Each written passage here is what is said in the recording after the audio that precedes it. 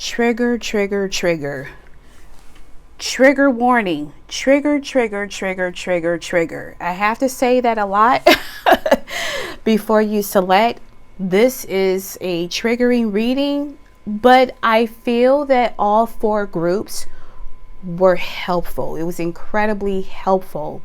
I have a feeling that there are going to be a few individuals that will resonate with 2 groups. I encourage you to look at them, though I also encourage you to change the playback speed because each reading was approximately 40 minutes. If you're one of those individuals that's like, hey, would you kindly pick a reading? You can do it yourself. And this is how I would do it. Close your eyes and say the following: God, source, universe, my spirit guides, my higher self, the truth. Which reading is the right one for me? And your eyes will point to you of which reading resonate with you. Now, if you notice that you're going back and forth between each group, then that just means that you have a dual message. But thank you so much for choosing me to be your tarot card reader and listening to this part of the reading or the video, and I shall see you at your group. Hey friend, this is Auntie Boo, and nice to meet you. So I just want to give you a nice disclaimer. This is a general reading, not a personal one. If you would like to book a personal reading with me, everything is in the description for your review. Also, sometimes my guides want me to share a personal story about myself. This is by no means trying to hijack your reading. It just serves as an important piece of information that you may resonate. But thank you so much for choosing me to be your reader, and we will continue on with the reading. Hey there, group number 1. I hope you're doing okay. So, this group is pertaining to the anxious attachment style, and I'm going to read what this is about. So it says, core wound. Love feels uncertain, so I must hold tighter. What it looks like: fear of abandonment, overthinking text, tone, silence, craves reassurance, may people please, bonds quickly, deeply, intensely, feels activated by inconsistency. How it is often formed: love was inconsistent growing up. Caregivers were emotionally unpredictable, sometimes nurtured, sometimes ignored. Child learned that love must be earned. The hidden truth behind it: it is not needy. It's hyper attuned to connection because it had to be. And the message is, please don't leave me. I'll be whatever you need. Ooh. I felt that in my stomach. Ooh. Okay. So, channel messages before we get into your archetypes. What I picked up reading the anxious attachment is that, I do not want to call you a pick-me, group number 1, because, you know, in social media world, we know about pick-me, and people are like, pick-me's are dangerous. They can be. That it can be when they're not healed and don't have any self-worth.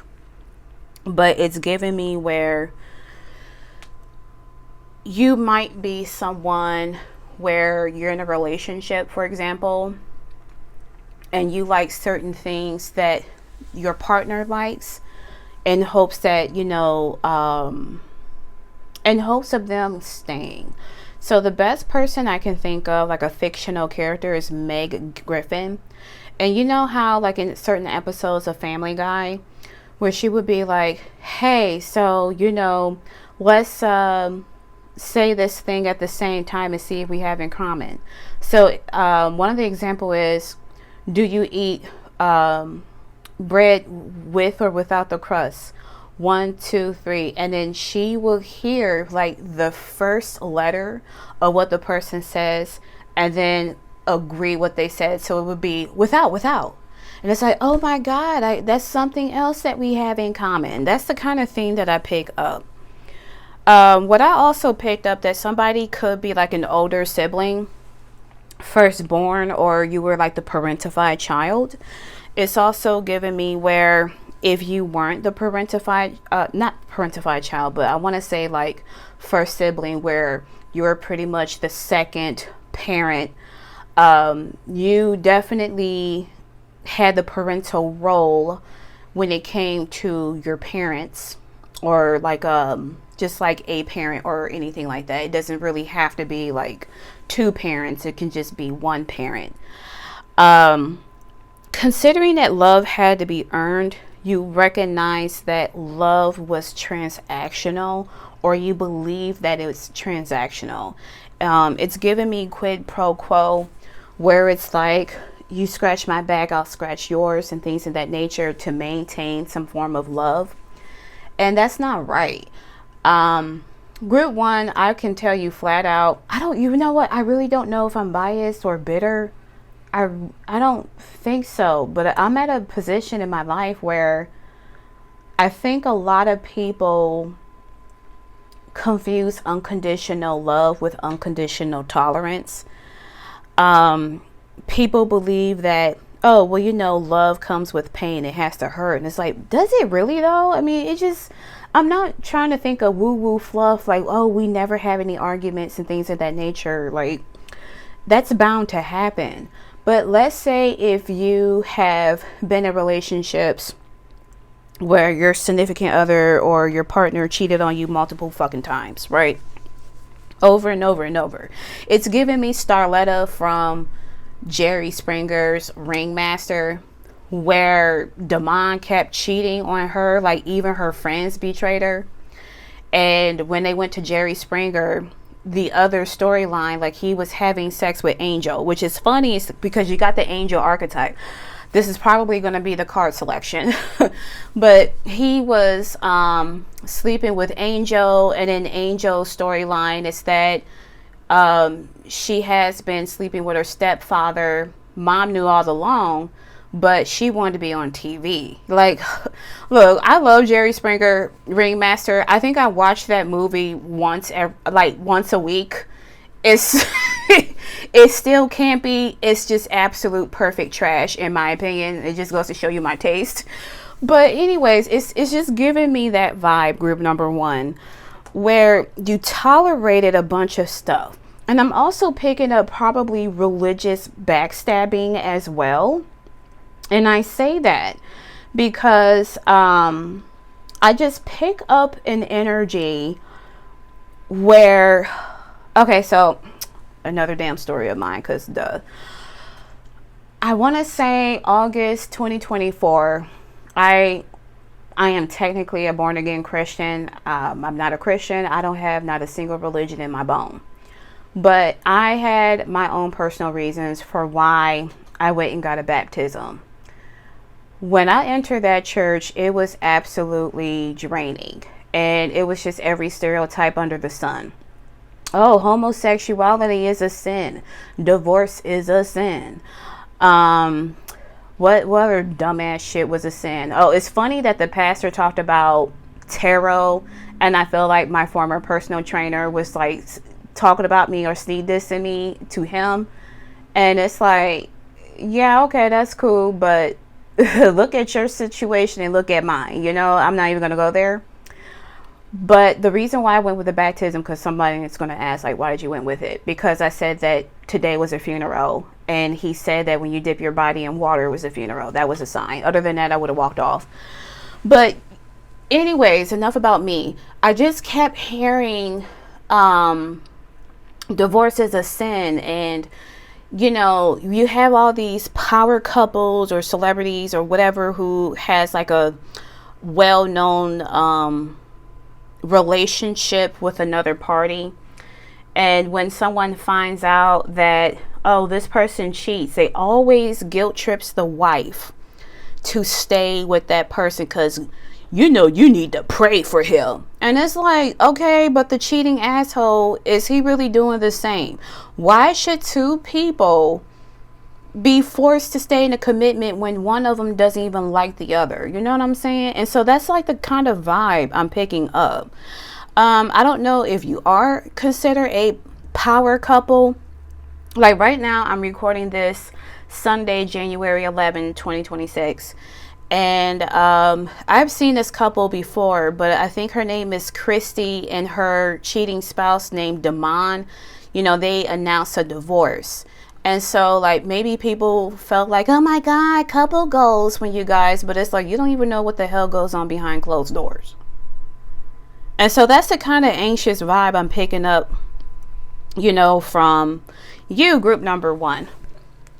That's a hell of a lot of things I've said. All right, let's get into your archetype and talk about it. So we have mentor, light attribute, passing on wisdom and refining a student's character. Shadow attributes, inability to allow the student to move on to the role of master. Imparting false instructions. I got a lot to say with this card, but we're going to read two more archetypes. We have trickster, light attributes, transcending conventions. Jesus, because I can read. Stuffiness and predictable behavior. Shadow attribute, manipulating others through duplicity. Someone has a duplicitous mindset. Someone might watch, there's a tarot reader that says duplicitous a lot. That is like absolutely no shade or nothing like that. I just pay attention to things. Her name is Felicia. She's a really good reader. I don't remember her whole tarot name, but I know that she goes by Felicia. And so big shout out to you, girl. And as I mentioned, angel, light attribute, helping those in need with no expectations in return. Shadow attributes, acting innocent or angelic to mislead others, falsely claiming to be in touch with angelic guidance. Okay. So you could be someone who enjoys mentoring people. Your name could be Angel, as I said, Angelica, Angelique. I noticed that Angel was a very popular name for Gen X individuals. So for some, I don't get a lot of Gen X people watch my channels, I don't think, but you could resonate with Gen X culture or anything like that. I picture someone wearing angel wings. Angel wing earrings is what I meant to say. And I'm also picking up a tattoo, and I'm also picking up like angel wing patches on a jacket specifically. Interesting. One winged angel, maybe someone like Final Fantasy VII. Anyways, let's get into it. So group number one, based on what I've read from the archetype, I don't know you, and I do not know you. Because of this attachment style, which is anxious, I am picking up for some of you, you may use manipulation to stay with partners or some form of relationship. Again, I brought up Meg Griffin from Family Guy, where she would purposely, like find things in common about the other person because she had like a fear of abandonment. And so it's like, oh my God, please don't leave me. I'm cool. We like the same things. Yeah. But Meg Griffin also did a lot of terrible things. For example, she had a crush on one individual. She had no idea that he is gay because in her worldview, he was supposed to act like the stereotype of a gay person. And so she tried to convince him, begged and pleaded, and it got dark to the point where, she was willing to drug her brother to fulfill her crush's need. I'm not saying you would do something that terrible. That is definitely pick-me behavior. Like when women say pick-me's are dangerous, is those with internalized misogynistic worldview about themselves and others, and they're willing to put down other women. I am, however, picking up a sense here where you may use duplicitous mindset where, how I hate those stupid bait posts, because I used to participate in that when I was in my 20s. But it would be like, oh, well, a real woman doesn't wear makeup. Let's see pictures of women not wearing makeup. And it's like, fuck you. Because I can make a stupid ass post of a real man doesn't wear a hat. Let me see that bald ass head. You know what I'm saying? But it's like, you'll have like women like, oh, I'm not like all girls, and things in that nature. So this could have been like a young energy. This could be where a sense that somebody could have been jealous. You may have looked at maybe your friends or other women, or if your partner had like a crush on a girl or friends with a girl, you would go out of your way and add them. And it's like slight manipulation where it's like, oh, let me try to befriend this girl to kind of be a watchdog. And it's like, if you have to do that in a relationship, then you're not in peace. Like, that person is not for you at all. And that is like no shade, no tea, no shame. But it's like, would you rather live in peace being single than to have to be a watchdog over some dude who's still going to cheat, still going to do terrible things behind your back? Because it's just not healthy. It isn't. It's not healthy, and it's not fair to you, and it's not fair to anyone else. So, I just wanted to share that. Group number 1. Gosh, Perry brain. So that's like, the kind of vibe that I'm picking up. Let's see. I'm looking at the shadow of attribute for mentor. And again, it says inability to allow the student to move on to the role of master, imparting false information. This is for very few. It's giving me like maybe an age dynamic, because look at this guy and his student. So I don't know what gender you are. Gender really doesn't matter in this particular reading, but it's giving me where either you were probably humbled by someone who kept you stuck, or you're doing the humbling. And one of the things that makes me upset, especially with these so-called alpha dudes, they would say that, oh, a woman needs to humble themselves. And it's like, no, you want a woman to have low self-esteem. You can be both. You can be confident and humbled. You can be humbled enough to know that there are people who are possibly better than you, but confident enough to know that it doesn't matter. It wouldn't affect you whatsoever. It is what it is. You know who you are, and you're tired of pretending like you're not. But it's just giving me where maybe you were stuck at one point because someone made you stuck, and now it's like you're passing the baton on to your partners to make sure that they're stuck or attached to you. For some people watching this, like I said, I don't know you. I got to put a trigger here, and thank God I'm disabling the comments. I don't know you, but it could have been where your anxious attachment style, where I remember this was a thing in the 90s that I kept hearing about, and I just thought it was disgusting on both ways, where a person would poke holes, I'm going to say prophylactics because that's such a funny word. But prophylactics, if you know, they poke holes in hopes that the person will get pregnant, or, you'll have certain dudes out here who claim that they don't know when they're about to release. They very much do know if you're fully in tune with your body. And then they're like, I don't know how you got pregnant. I thought I pulled out. And it's like, no, you knew exactly what's up. You kept it in there because you like the feeling, and you don't want to be responsible if that individual choose to get pregnant or keep the child or anything like that. You know what I'm saying? But it's definitely giving me that vibe. Oh, definitely trigger warning in this. Trigger. Okay. Goddamn. And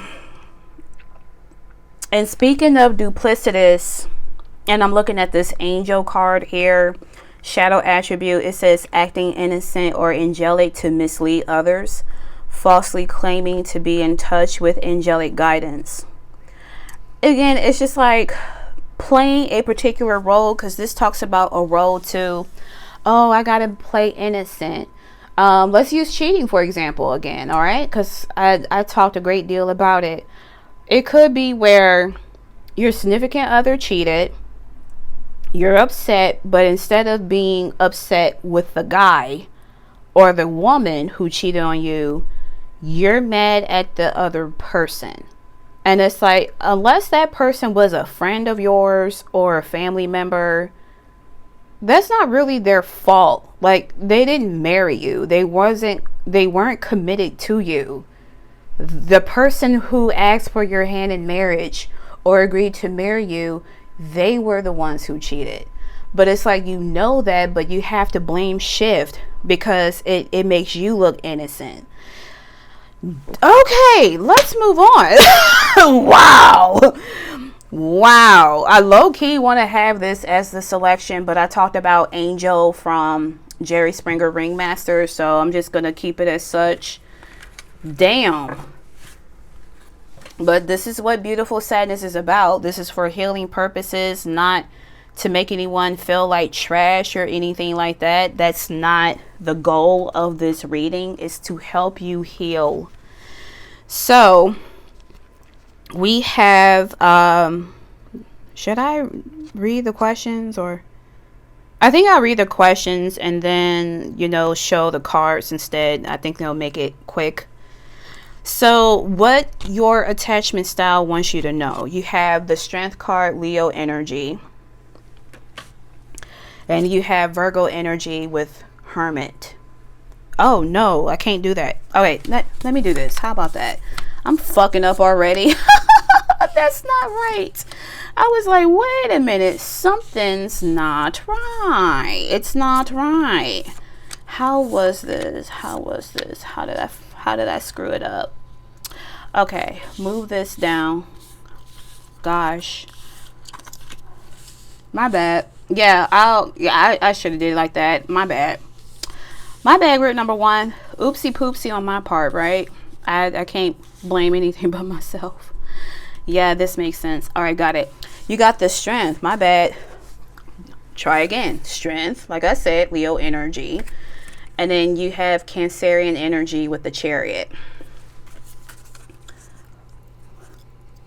So what does your anxious attachment style want you to know? That it is okay to move on. Strength. You see how this guy, this is a den of lions. And these lions, like, they're sunflowers, but they're lion heads. It's like they look intimidating until you look up close. And you're like, they're not that intimidating. It's just like, it's like how certain bugs, they will disguise themselves as like a tree or something intimidating to ward off prey. It's just like tigers, for example. If you look at the back of a tiger, it looks like a different predator. First of all, tigers hold grudges. Okay, grudges. I didn't even know about it. Like, there's a story of a tiger, and this was well justified on the tiger. Okay, blessed. But someone tried to poach it, I believe. It injured a tiger. That tiger stalked the person who did it and did what it had to do. Blessed. Okay, I was like, that's what you get. But anyways, they have like patterns in the back of their head that looks like a different predator. It's to ward off predators. And so here in this situation, like, let's use couple goals, power couple nonsense stuff. Because that's what my guys want me to talk about for whatever reason. It's like they look cool, they look intimidating, or even your partner. Let's use that because that's kind of stupid. Let's say like your partner. They look intimidating, they act like they want to do something, but they're actually really fragile. You can literally just stomp them. So Spirit is like, I'm not advocating violence, but it's like the person that you can't leave from, it really isn't that bad. They're not as intimidating as they think they are. You can crush them and move on. So let's say you're married, you're thinking about getting a divorce. Do this individual have any power over you? Absolutely not. If you're the one that keeps the peace in a relationship, because again, anxious attachment talks about people pleasing. If you feel like you have to keep it together and you know this person ain't about shit, leave. Fuck them. Let them figure it out. That's not your job to give them peace. This is giving me the whole Will and Jada Pinkett Smith thing. I can't stand that couple. But Will Smith was correct when he said that it is not my job to make Jada happy. That's hers. And he is absolutely correct. It is not your job to give somebody's peace. It's not your job to provide them one-sided prayer. You need to pray for your man to keep him. No, he needs to have sexual discipline. How about that? Keep it in his pants or assess his sexual identity. Some of them who cheat a lot, DL. But okay, whatever. But yeah, Spirit is like, you can move on. You have a lot of strength. Remember, fear is an acronym of face everything and rise. You can hop in your car right now and move forward. If you're a woman, first of all, misogyny, it's slowly dying, but we got assholes who are weak in power that wants to keep it alive because they benefit from misogyny. But it's like, you're a woman, like, so what that this would be like your third divorce or your second divorce or whatever the case it may be. It doesn't have to be divorce, but I'm using it as an example. Who really gives a damn about what other people think? They can say, oh, group one can't keep no man or no woman. Oh no, how about they can't keep me? I know my heart. I know how big my heart is. This is like really, don't let pride get in your way, but don't keep yourself small either. Be as big as a Leo. Leos, oh, some of them are very confident. Like, it shows they know who the hell they are and they're tired of pretending like they don't. So let's move on. How it developed. So how did your anxious attachment style develop? I talked a great deal about partnerships. And so we have the Hermit, Virgo energy. And we have the Lovers, Gemini energy.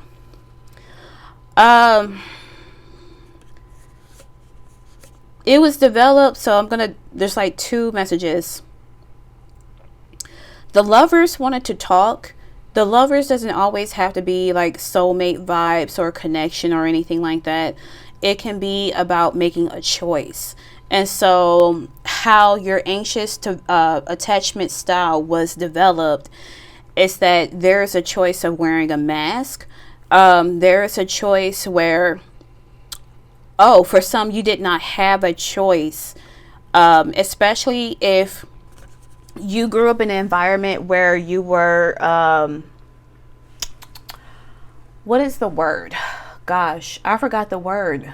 Sheltered. Yeah, you could have been sheltered or things of that nature. This is also giving me where some of you may had to grow up fast because, again, I talked about possibly you being a parentified child. But it was developed where you didn't have a choice to stay in one particular role. And then for like in relationships, you've made a choice to kind of be like the individuals that you were interested in, so that, we have something in common and this is meant to be. And this is like, again, that duplicitous mindset where you're using some form of manipulation to get with the individual. I keep looking at Hermit, and this is giving me the moon because I keep staring at the moon here in the back. So the moon in tarot can talk about hidden desires, secrets, fears. It can also talk about pretty much what's being hidden, but what will come to light. But that's all I can get really from the Hermit. I mean, the Hermit talks about wisdom and things of that nature. It could be where you lacked a lot of wisdom growing up because perhaps your parent or parents just wasn't there. This is giving me where maybe your parent used a lot of shame to make you feel stupid. So it's giving me a sense like, you should have known better with your stupid ass. I ain't never taught you that shit. But then you think about it, it's like, as far as I'm concerned, you didn't really teach me anything. So what the fuck are you talking about? Well, okay. Okay. So anyways, how does your anxious attachment style protect you? We have the 8 of chalice, and then we have the 2 of chalice.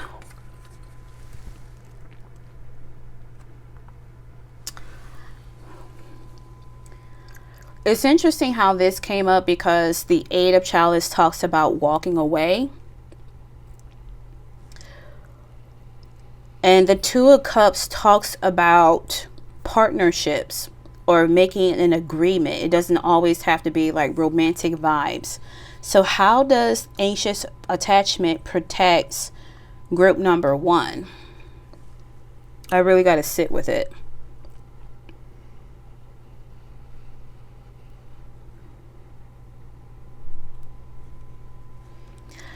I feel that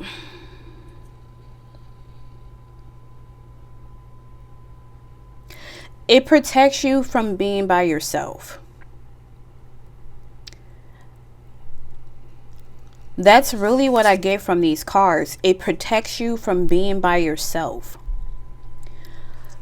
And it's like there is a part. Oh, I'm talking about parts work. So, I'm not sure exactly what is your core wound. Like maybe I'll do like I'm not gonna say it. I'll just figure out what to do next time. But with parts work, we have the firefighter part that is really activated, triggering. It's like I'm gonna fight you, and then you have another protector part, which is the manager. And I usually it'll be like, well, if I don't have a relationship, it means that I'm unworthy. And that part is protecting the exile, where that's the core wound. And this is something that's given. So it's like I'm always going to be there with you, but it's saying that you need a partnership or like some form of connection, because if you don't have a connection, that you're nothing.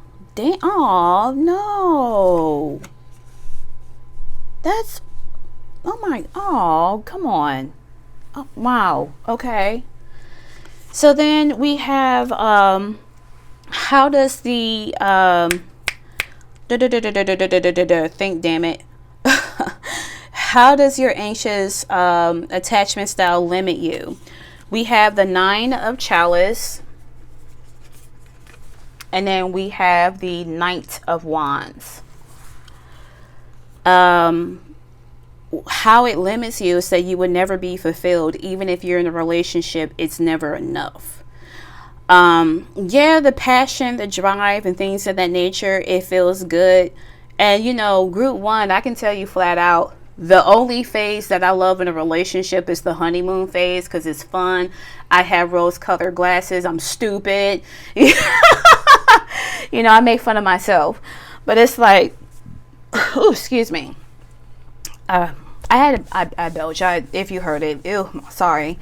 But yeah, it's like, oh, we're dumb and we're just fools in love. But then once it wears off, then what? Like, now here comes responsibility. You kind of find out, like, I don't really like this person, so I'm kind of settling for this individual. So it's like, it's never enough. You are the 9 of chalice or the 9 of cups. You're looking for your 10 of cups. It's like the 10 of cups is the true self. It's your inner child. You know, they're waiting for you to discover them. Whew, deep. I'm still sad about this column. That, like that really made me sad. And so, what your secure attachment would ask you. So this is like your whole secure attachment. What is it asking of you? 6 of Wands and a gift. This is beautiful. This is beautiful. You're the gift. You don't understand you're the gift. Again, if your name is Angel, I'm sure you've heard people say, oh my God, you're exactly like your name. And you're like, how many times I've heard that shit? Bro, it's all good. Maybe you go by Angie because you're like, ugh, just call me Angie, okay? Please. But anyways, like, your secure attachment is asking of you to move on, but move on and be victorious. This is the Six of Wands, so I gotta do my tradition every time the Six of Wands show up. Dun, dun, dun, dun, dun, dun, dun, dun, dun. Final Fantasy fanfare. And so, like, with this is about, you will still be recognized how fucking dope you are. Like, when you will never be 100% healed. You're still going to have bits and pieces of things that will trigger you, but your baseline will be like probably like a 0.8 or maybe like a 1% or something, but it will never be 0. But you can move on. You finally take the lessons and not let it take you, because this is indicative of the Six of Swords as well, but these are just wands, because in traditional tarot we have the Six of Swords with 3 people with the swords, and it's about moving on and transitioning. Here you have this fish, and then there's a key. You're the key. You were always a gift to a lot of people. You will recognize that you have so much to offer. Whenever some peon talk about what you bring to the table, you like, motherfucker, I am the table. As a matter of fact, I'm a goddamn fortress. What the fuck you bring besides some weak ass 15 second? Okay, ooh, somebody mad. I was gonna say some weak ass peen.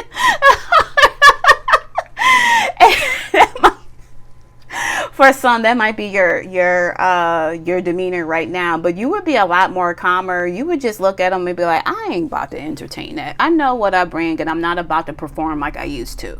I'm not about to overgive, overprove that this is my man, my baby, or anything like that, right?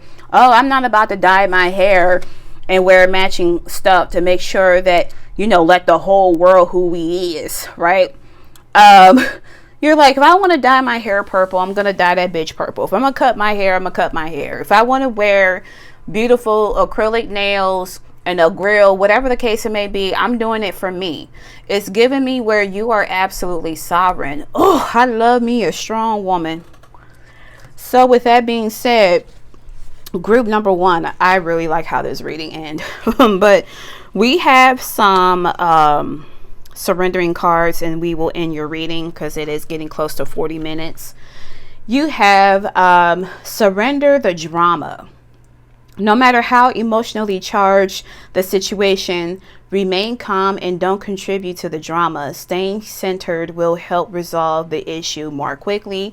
Considering that I had like random impulses, because I am your favorite crash out tarot reader, okay? So it's kind of fun sometimes, all right? But it's given me where you will not be as reactive. You will be more responsive. Maybe back in the day, you will probably, for some, you may have followed your guy and they were at some girl's home, and it's giving me Adina from Sprung. Is currently on Tubi. If you never watched that movie, it's a good movie. But Adina was driving Clyde's car. This had nothing to do with cheating, but he pulled off her wig. He was like, you didn't pull off my good hair. I hope you die. And he was holding on to dear life because she took his car to go home. And so that's the kind of vibe that maybe you were in, but you will be getting out. So yes, surrender the drama. And then you have surrender obsessive thinking. And it says, if you're obsessing about a person or situation, turn the dilemma over to spirit. Doing so will help bring you clarity or even solve the problem. Enough said. I mean, there's nothing else I can say to that one. So we will go to the last surrendering card. And it says surrender denial. Accept people and situations exactly as they are without denying the difficulties. Then you can see things clearly and make the best decision. So this is accepting what is and not pine over what isn't. I feel that that is connected to obsessive thinking. I'm also picking up stop comparing yourself to others or and things in that nature. God Source Universe made you. They didn't want like 500 of you or anyone else, you know, not even 500 of me. They created you. So the thing is, it's like, again, take the lessons. Don't let it take you. If you're interested, I would argue, think of like some of the harshest lessons that you've dealt with, or something that has been recurring that you have not exactly let go of, and see what it's telling you. And what it's usually telling you is that there was a lesson in place. I'm never going to be one of those people that say, forgive the people who hurt you. No, fuck them. Forgive yourself. This is how you move on. Forgive yourself and give yourself kindness. And, you know, healing sucks because it comes with accountability, and that's why a lot of people don't do the healing work. But Spirit is saying, you're fucking strong, dude. You got the strength card that came out for a reason. You can hold yourself accountable, give yourself grace, be kind to yourself, have compassion towards yourself. Just accept what is. The minute that you are in acceptance of people and situations and find that lesson or how they serve that purpose from that situation, you can move on. You can be all bad by yourself. You can accumulate stereotypical Taurus energy, which they rule the second house of values. You will know your self-worth. You know what you bring to the table, because Spirit is saying, look, bitch, you got it going on, sis. Okay, bless. But yeah, what a read. Group number 1, thank you so much for choosing me to be your tarot card reader for today.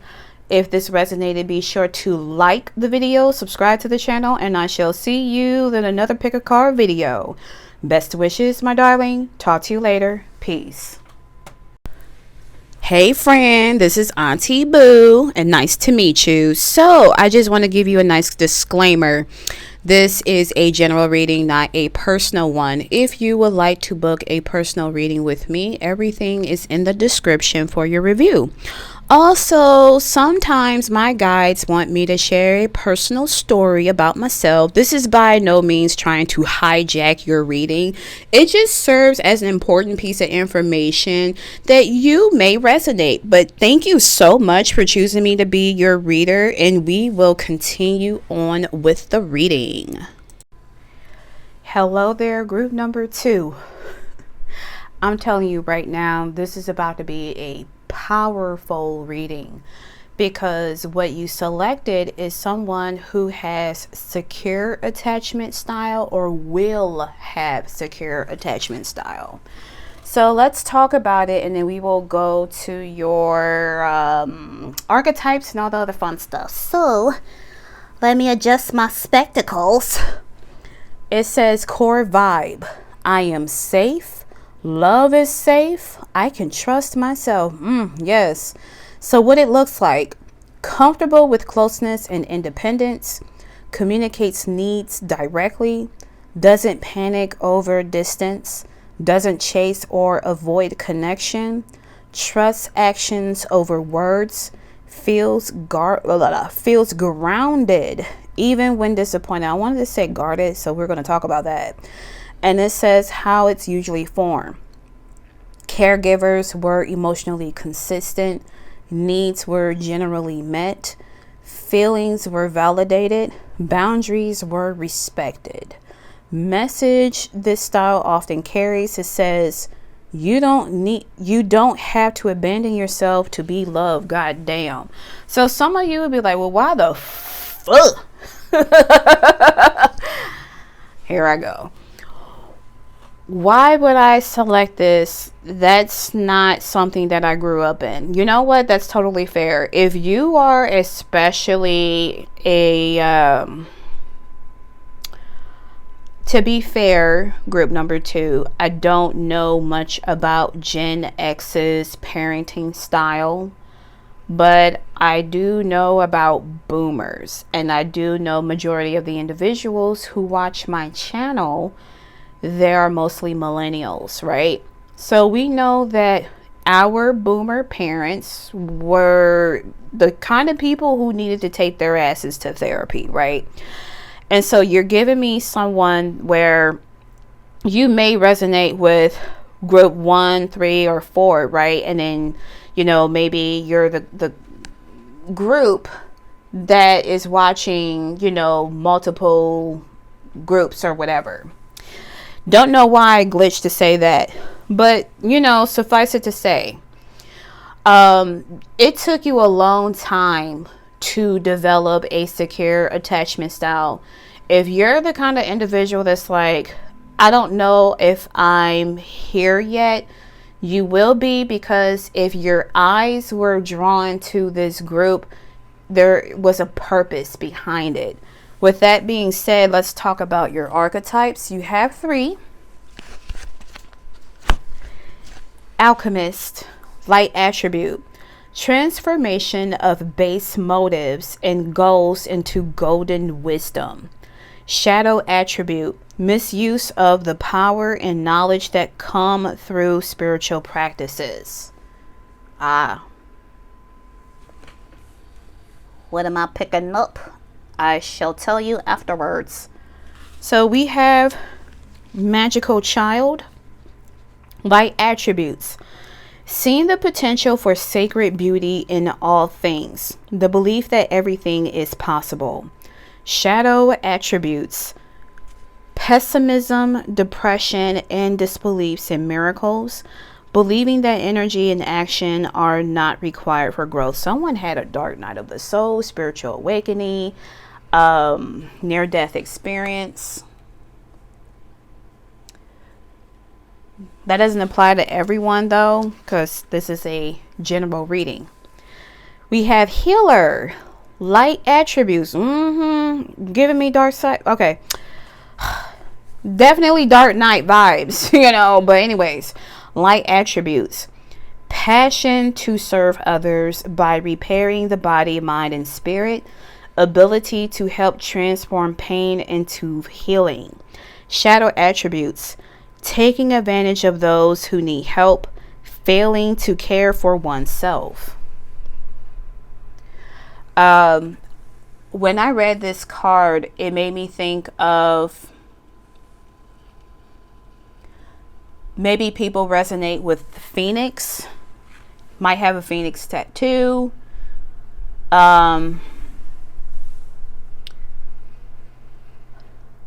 Chiron, you may have like a nice connection to Chiron. You could be someone that see both sides of the situation. So for example, oh my gosh, not in this reading. Okay, I lit up obviously because you hear from my voice. I wanted to talk about Seymour Guado from Final Fantasy X. I love Final Fantasy X so much.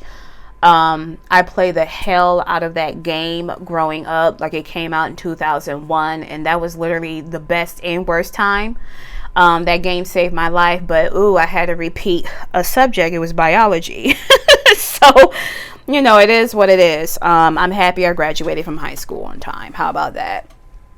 So, when I said that you might resonate with, you know, two sides of the story, you know, like the hero and then like the villain, but then there's the truth. Seymour Guado popped in mind, so I'm going to talk about him. Yay! So Seymour Guado, someone could be biracial because he was half Guado, half human. Guados are a subhuman beings who rules the far plane. The far plane is where souls go when they transition. And sometimes when they accept death, they will transition to the far plane. But if they haven't, they either remain an undead, and many people won't know they have died. So they're like a long eternal zombie, or they turn into a fiend, and where they just like, they are an amalgamation of their pain and their hurt, right? So to me, just by saying that, I'm gonna pause. You almost turned into a dark person, but you decided not to. This one is definitely coming through in a little bit of Alchemist. But let's go back to Seymour Guado. So yeah, Seymour Guado was half Guado, half human. And so there were beef between the humans and the Guado, and his father, Gisco, who is a Guado. He formed an alliance with a human to try to bring peace, which is why I said that you could be possibly biracial. But they weren't having it. Like, the humans were like, ew, gross, stop. The Guados were like, ew, gross, stop, right? So Gisco cared way too much about his reputation, considering he was a maester, I believe. And so he cast his wife, Anima. Fucking love that. I love that Aeon so much. Oh my God, I get the chills.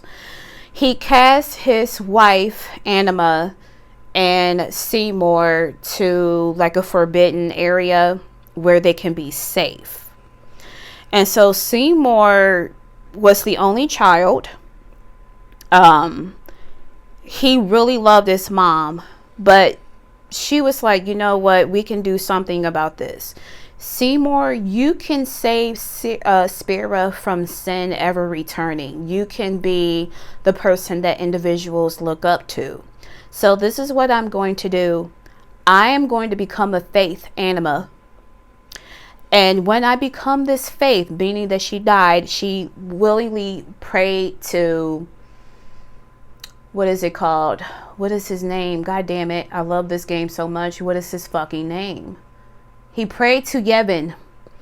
And she said, I'm giving myself up and I will become the faith of Anima. And I will be by your side. You can be the one that can defeat sin. You can be the one that's like, hey, maybe this person isn't so bad. And so Seymour was left abandoned. And so he eventually went back to Guado Salam and he became the maester. But the twist is he killed his dad. He killed his father for everything that took place, and he became the new maester. And Seymour became incredibly dark because he said that, well, considering that Spira is a cycle of pain, sin had been defeated 10 times. And sin has been around thousands of times, like for thousands of years. People have went on this spiritual pilgrimage to fight him. You had summoners who died in this quest. This is such talking about fucking Dark Night of the Soul. Okay, I'm passionate about this. Group 2. Sorry, nerdcore. And so he said, you know what? I am an amalgamation of Yevon's teaching. Yevon is hypocritical, very political. There's a whole thing between Yevon and Xanarkin about two factions or whatever. And, you know, Yevon used the first summoner, Yevon, as an example of this is who we're worshiping, but it is a political system to keep people stuck. This is literally a cycle of death that people are embarking on. So Seymour is like, I've been through pain and torment and I got killed by the party members of Final Fantasy X. I can literally become sin, kill everybody, and this can be literally the land of the dead, where you are alive, free, you can do whatever you want, you can be reunited with your loved ones, and, you know, there's no betrayal, there's no pain, there's no hurt. You know, death makes sense. Let's keep this spiral going.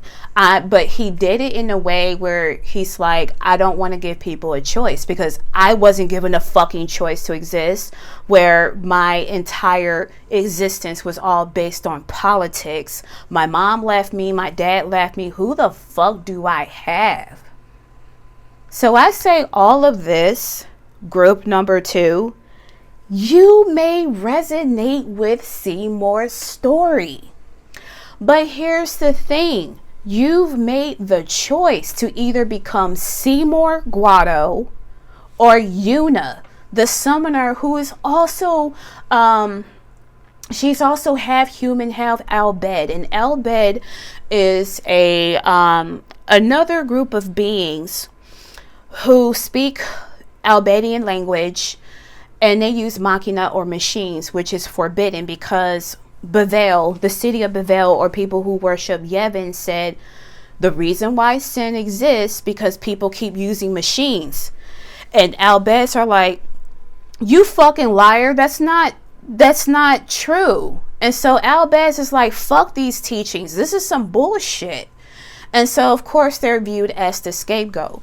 Yuna, the difference between Yuna is that although her parents died when she was young, her mom being Albed, her dad being a great summoner who defeated sin when she was 7, and he died, right?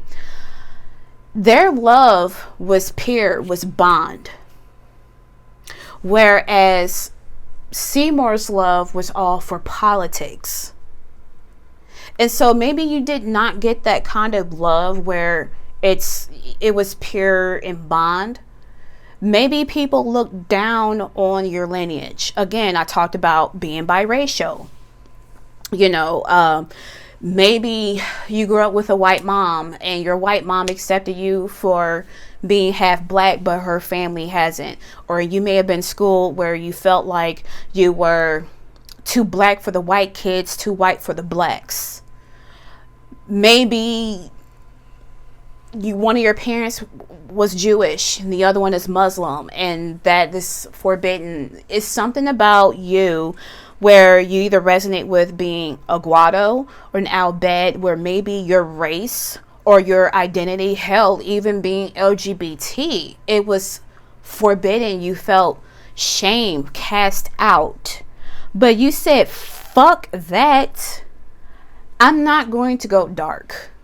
You may have been so fucking close to being dark, but you didn't. That's what makes you magical. People may have shamed you from your whimsical belief, and you know, you may probably feel dumb or anything like that. But when you decided, or maybe God forced it onto you, because I had a dark night of the soul, and it's like, oh, that sucks. Healing sucks, right? But you've learned to alchemize it. And it wasn't easy. I'm going to say this like 500 times. Healing sucks. But you did it. And you found out how you can be secure. Whoa, what a powerful reading. If you can enunciate what the hell I said. If you are resonating with this so far, continue. Because this is gangsta, dude. For sure. So let's get into your tarot. I'm going to put the cards down. And then I'm going to read column by column. Damn. I am so happy to talk about Final Fantasy X.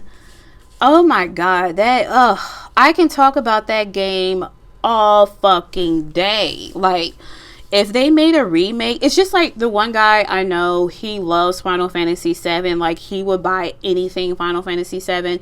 I feel that way about Final Fantasy X. Like, it's such a spiritual game. It's such a bittersweet game. It's on Steam. You can get it off the Switch. You can get it from PS5, whatever console. Play the fucking game. It's so good. Okay, so let's get into it. What your secure attachment style wants you to know. We have the Eight of Pentacles. And we have the Hanged Man, Neptune, Pisces energy. So, group number 2. Your secure attachment style wants you to know that you're doing a good job being patient and investing in yourself, doing healing work. You may feel like you're stuck. You may felt like you've been punished, but you haven't. They are encouraging you to look at things from different perspective about your life so that you can appreciate it. I'm also picking up too is that your secure attachment style wants you to have more gratitude of how far you've came along in your journey. Like for me personally, group number 2, I'm never the same person. I'm never the same goddamn person. Every month I am a different person. But I'm getting better. I find that I am healthier. I am grateful for everything. Beautiful sadness. Yes, I got the name from Butters from South Park. And he pretty much took the bad with the good when he experienced heartbreak. And for me, I'm 8th house dominant, and it makes sense that I would find beauty and sorrow. They must coexist. That is the main thing of beautiful sadness. It's like it must coexist. Take the bad with the good, the ugly, everything. Everything must coexist. There's just beauty behind it, right? And so, this is why I enjoy doing deep subjects like this. This is why I am going to school to be a therapist. And so, yes, keep doing the healing work. You're doing good, babe. You're not stuck. You're not being punished. Sit down and reflect sometimes. Don't overwork yourself when you're doing healing work, because too much healing and too little healing can be toxic. Find like a nice balance. But in the meantime, where you're doing some self-reflection, I encourage you to journal about certain things that you've thought about, and, find what is a hidden meaning behind it. Blessed. I'm not gonna lie, this is my favorite reading. Okay. I like group number 1 too, but it's like, ooh, nerd stuff. So, how did your secure attachment develop? You have the 6 of Chalice, and you have Illumination. I like this card. So how your secure attachment develop? The 6 of Chalice can talk about the past.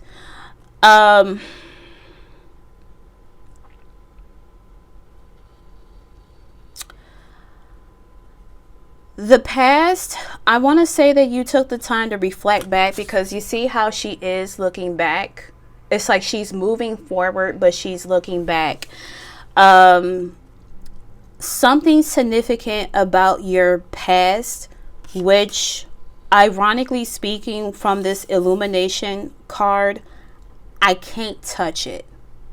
I cannot touch it. It's like Spirit doesn't want me to know, because and I don't think this is something that you don't want to tap into or don't want it to resurface, which is interesting. So by me saying that, I'm going to flip it.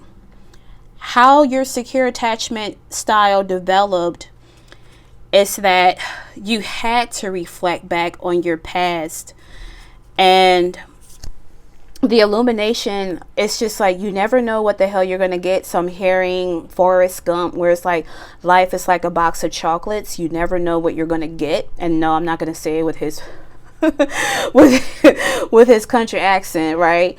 But it's like there is hidden possibilities. I think like you looking at in the past, you see how every block has a different image. I think like when it's time to reflect something, you will look into it and then you will surrender it and let it go. I hope that makes sense, how your secure attachment was developed. It's just giving me reflection, and it's giving me different perspectives. And so you really had to learn. This is also giving me where possibly trusting your intuition. I'm not going to force it, like whole babble and shit like that. I've done it before and it drained me. And so the next one is, how does your secure attachment protect you? You have the 9 of Chalice and you have the 5 of Pentacles, blessed. So how your secure attachment protects you is that you had to learn how to be alone. You had to get to this point, understand pure agony before you're like, you know what? I don't want to be here anymore. I'm done. I don't want to be here. And so it protects you by understanding the two extremes. You had to go all the way to hell, go through this hermit journey, right? By yourself. Because every time people have like a dark night of the soul, we push people away. And if we haven't pushed them away, God, source, universe will force it onto you. And you have to be by yourself. And so you had to deal with pure agony, because I dealt with it before. That happened during October 2020. Perfect timing, right? You had to know what hell looked like so you can understand what fulfillment and peace is like. You could have been one of those individuals. You may have resonated with group number 2, group number 1, where maybe you were people pleasers. Maybe you identified yourself as a pygmy. Maybe you did not have gratitude with what you had. You were always the 10 of Cups, but you felt like you were 1 cup shorter. And it's like, no, you are whole by yourself. So this is like, I don't need to be here anymore because I did the healing work and I'm here right now. And, you know, by you understanding peace, you understand that peace is non-negotiable. You will not be sacrificing it. You will not be compromising it for anyone. That is too expensive. You've done that before. So you're like, you know what? I don't care if I be by myself. You know, group number 2, you might be like, oh, could die today and I would be just fine. And it reminded me of one client when I was shadowing in the addiction and recovery group. One guy said that I can literally go today and I would be totally fine because it feels good to live in peace. So you're living in peace instead of resting in peace. Ooh, damn. Okay. So how can your secure attachment style limit you? You have the Knight of Chalice and you have Mars energy with Tower. My favorite card. I really do love the Tower card. So how does it limit you? The Knight of Chalice talks about someone bringing in romantic offers, and it can talk about wanting some form of romance. But considering that I talked about Dark Night of the Soul, I got to talk about my personal life real quick. So I had my Dark Night of the Soul. Somebody whom I regarded as a twin flame caused it. And so, yeah, I had really great moments with the guy, but there are certain things that I cannot, well, I can forgive myself for my involvement. And because I've learned to forgive myself, I forgave him to a certain extent. But do I want anybody like him ever again? No, I think he was terrible. I think he was an absolute terrible, manipulative individual. And, you know, they claim that you and your twin flame are the same soul. So I was just as terrible as he was. And so, with that being said, I am a human being with desires. I really don't want to be in a relationship. I really don't care. Like, if I can find another guy who cares enough about himself to want to get tested and we just use each other for benefits, if you know what I mean, hint, hint, wink, wink, wink, I would be okay with it because I'm okay with where I'm at. I'm happy with where I'm at. I love where I'm at. I'm just so happy and thankful that I am alive. And because I said that this is probably where you're at, you don't want to compromise your peace. Look at this beautiful home. This is like a really nice decked out ass home. But who the fuck decided this was okay to have this infrastructure right here where any minute it could collapse? You may have collapsed in a situation. You may have dealt with something where you had to start over. And so to me, it's like I'm okay riding by myself, riding this wave. I kind of don't want to learn any more lessons. And it's like, well, life happens. Like, you know, get comfortable, but nothing grows in the comfort zone. So, of course, you already learned your lesson, group number 2, that you've already learned your lesson that being in the comfort zone was shitty. And so God is, all right, life is hard. You either do it the hard way or we're going to do it the harder way. And you've already had your fuck around and find out moment. And so it's just like trust in yourself.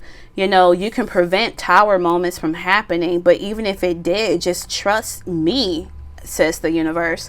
Trust me that this was for your greater good. We had to knock some things down so that you can upgrade to who you really meant to be. So it's like your secure attachments, like I'm trying to prevent this tower from happening. But I absolutely love the tower. Like my figurine here is the tower. So, you know, you got to accept. So moving on, group number 2, the last column is what is your secure attachment asking of you now? We have the 2 of Pentacles and we have Taurus energy with because I want to say Hierophant and Hermit, but yeah, Hierophant, bro.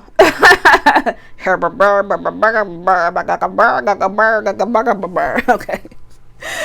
Anyways, unsubscribe. Well, your secure attachment style is just to have balance.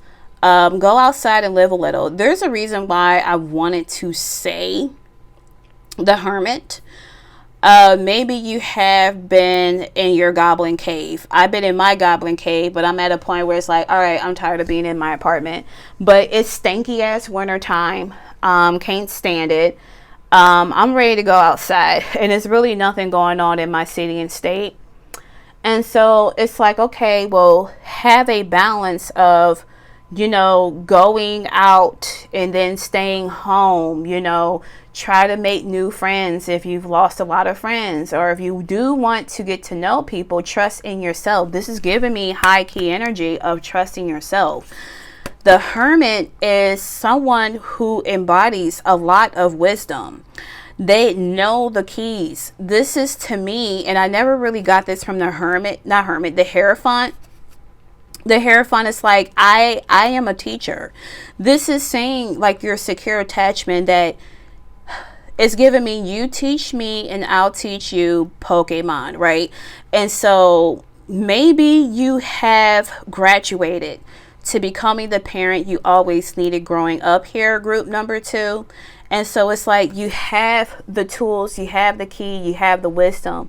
And most importantly, you have God, Source, Universe, your spirit guides, your higher self on your side. You know, you can go out and branch out a little bit. Just know that if you need to consult with them, you can do it in real time. So for me, whenever I'm unsure about something, I close my eyes and then I say, the truth, God, Source, Universe, yes or no, blah, blah, blah, blah, blah. If my eyes move up, it's a yes. If it's down, it's a no. And then, you know, I do like a nice check-in. So here, you know, Pentacles, we don't really talk enough about the Pentacles being the, also, indicative of the body, right? The body takes a long time to be fully developed, right?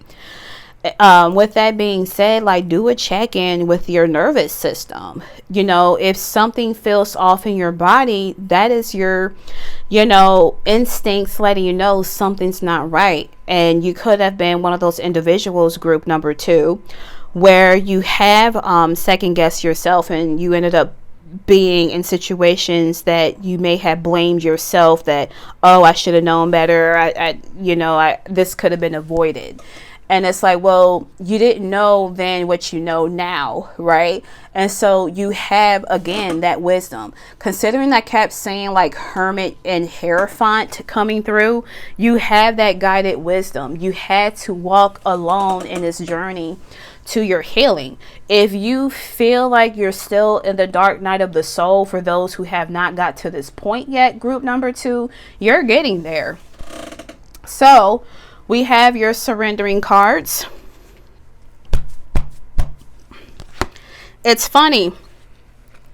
It says surrender to your intuition.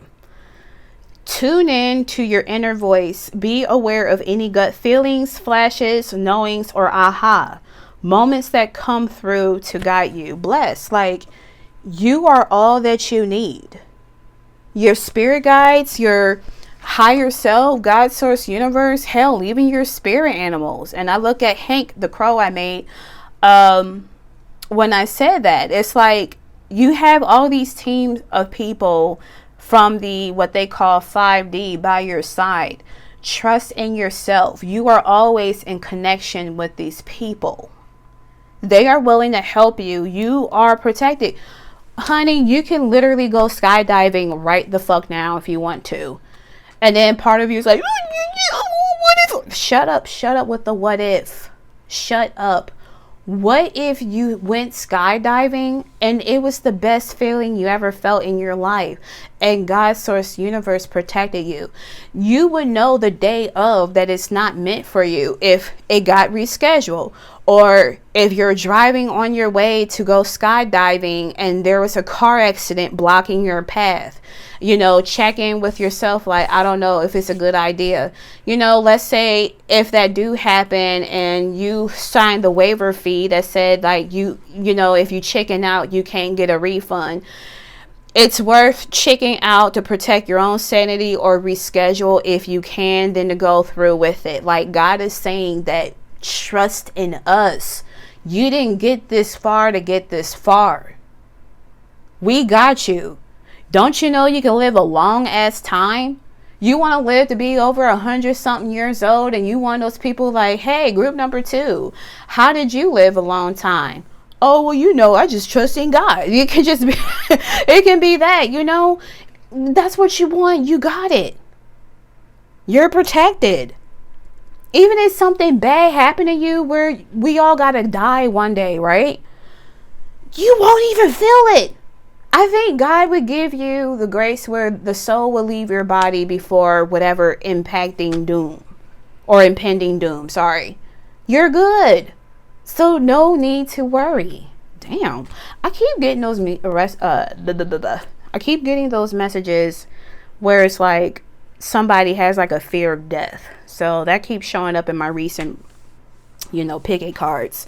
But let's move forward. So we have surrender your intimacy. Your fear of intimacy. You are ready to let love in. Compassionately identify and begin to release any patterns that stop you from opening your heart. Yeah, you want somebody. You can say, ew, stop, don't. Shut up. You do want something, but it's not in a way, it's not where you were probably woo fluff, where, oh my God, you know, Beautiful Sadness old videos before she deleted them said that I would meet my soulmate when I go outside and have fun. And so every time you force yourself to have fun, that soulmate don't appear. And you're like, yeah, right, and I don't want it. Shut the hell up. Stop watching love readings. How about that?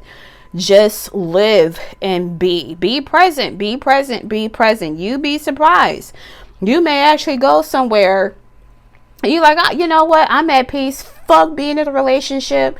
These dudes can go kiss my ass, and boom.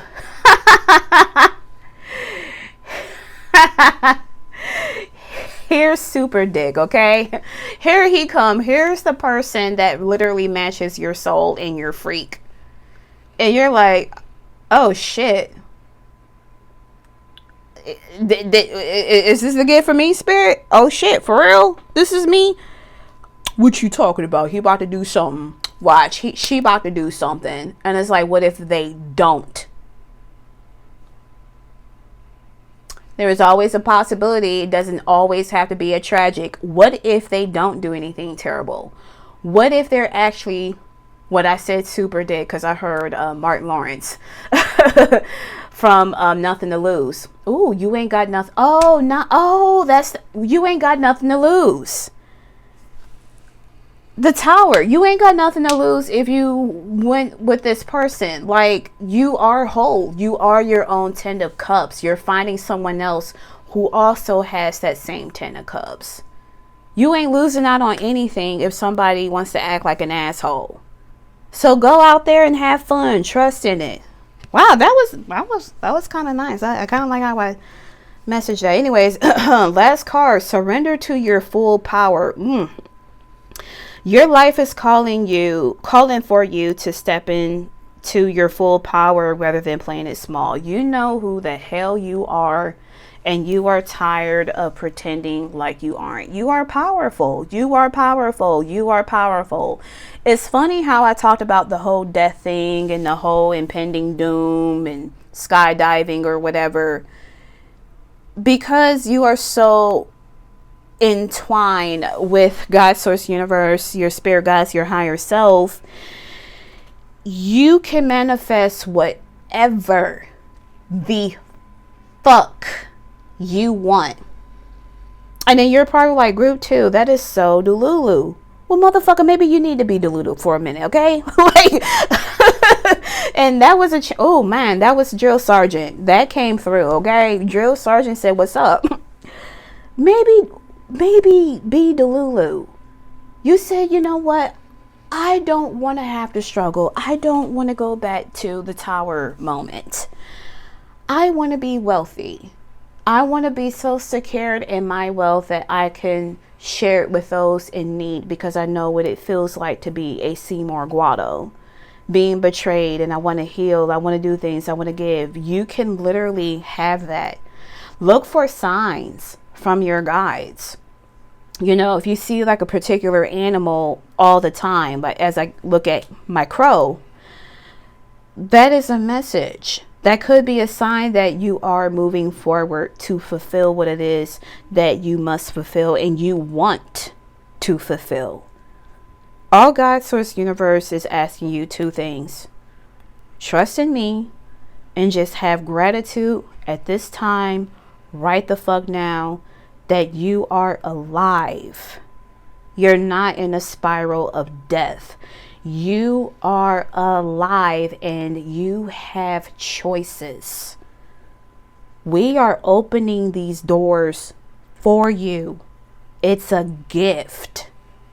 I don't believe in that whole chosen stuff, but if the chosen thing resonate, like, we're choosing you to break family lineages and generational curses. You actually did the work that your family couldn't. You were chosen for that because of your willpower. And it's not like, oh my God, chosen one, God is, you know, favoring me. God doesn't have any favorites. It treats everyone equally. It just resonates based on your energy and your frequency. God, source, universe always align where you're at, not the other way around. All they ask is to just trust in us, believe in us, have gratitude, and listen. There was more than 2 things. Okay. Another deep ass reading. Group 2, thank you so much for being patient with this, because this was quite long.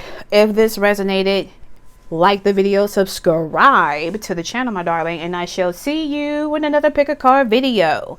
Best wishes, my darling. Talk to you later. Peace. Hey friend, this is Auntie Boo, and nice to meet you. So I just want to give you a nice disclaimer. This is a general reading, not a personal one. If you would like to book a personal reading with me, everything is in the description for your review.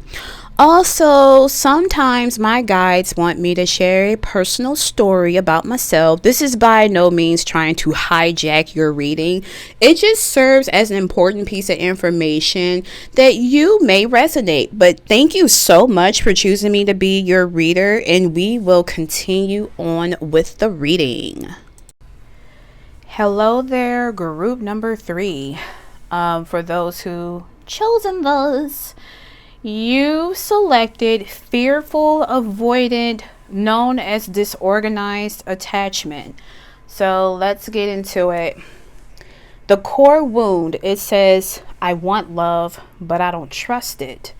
What it looks like: push-pull behavior, craves intimacy, then fears it, strong emotional swings in relationships, can feel confused about their own needs, attracted to intense or unstable connections, may self-sabotage when things feel good.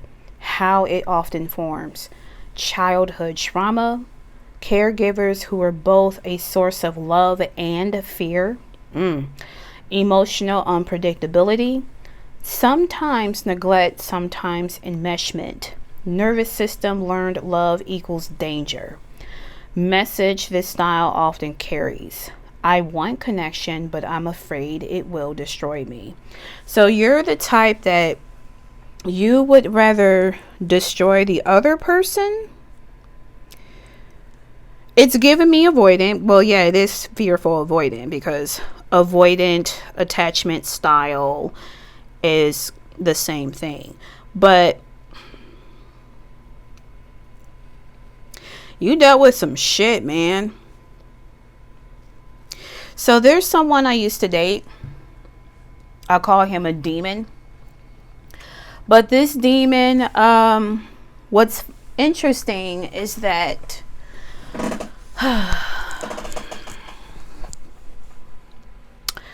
this demon shared that his father was very loving, but man, that guy can hate. And so he said that he would wake up with his mom, screaming because he would, abuse her, because that's what weak people do. And when his father died, he didn't say he became a void, but I'm calling it in that he became a void. It's like when his dad died, he died right along with him. And so I'm not saying that everybody resonate with that group number 3, but it could be where you may have had like a caregiver that showed you how much they love you, like, oh, group 3, you are so smart, you are amazing. But once you do something like any other child would do, you spilled milk on the floor or something like that, because children are chaos goblins, okay? Like cute, adorable chaos goblins. Like one upstairs, every weekend he goes dun dun dun dun dun dun dun. I don't know what the hell he plays, but it's like, wow, really? So I just got used to it. Not saying it doesn't get on my nerves, but it's like, whatever, you're a child. But because, kids are naturally chaos goblins, the parent will get upset and want to strike everything that's pent up onto the kid. So you're giving me someone who dealt with whippings, name calling. One minute your parent would say, oh my God, group 3, I love you so much, like you're amazing. The next thing you know, it's like, I wish I never had your raggedy fucking ass. You and all these other motherfuckers I didn't squatted that gave birth to you, y'all ruined my life. And it's like, what the fuck? Like, where the hell did that escalate? I don't know if you had like an environment where your parent was addicted to substances, where I'm getting maybe a particular parent where if they got high, or all right, we'll use high. If they got high, they were like the coolest parent you've ever met in your entire life, and they were awesome, and it's like, oh my gosh, like I kind of want my parent to be in that state. But when they're out of their stupor or whatever, they become violent. Or they could be the most awesome parent on the planet when they're sober, but when they drink, they turn into a whole monster. It's like Dr. Jekyll and Mr. Hyde. And so you were taught that love was supposed to hurt. You have a fear of love. You desire it. But it's like, I'm not about to be the person to... I don't want to be that person that was little and vulnerable. You would rather not be vulnerable. You're giving me someone that's stoic. I'm not necessarily giving where you became your parent to a certain extent. Not really. But I do feel for some of you, you do have like a really bad temper. It could turn violent. All right. Let's get into your archetype. Okay, so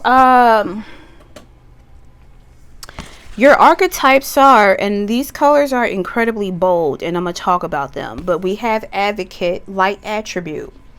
Inspires you to put compassion into action. Shadow attribute, embracing negative causes or committing to causes for personal gain. This might be a really big tough love reading. I'm just letting you know right now, when tough love readings kick in and I feel that desire to really go in, take the message. Do not let it take you.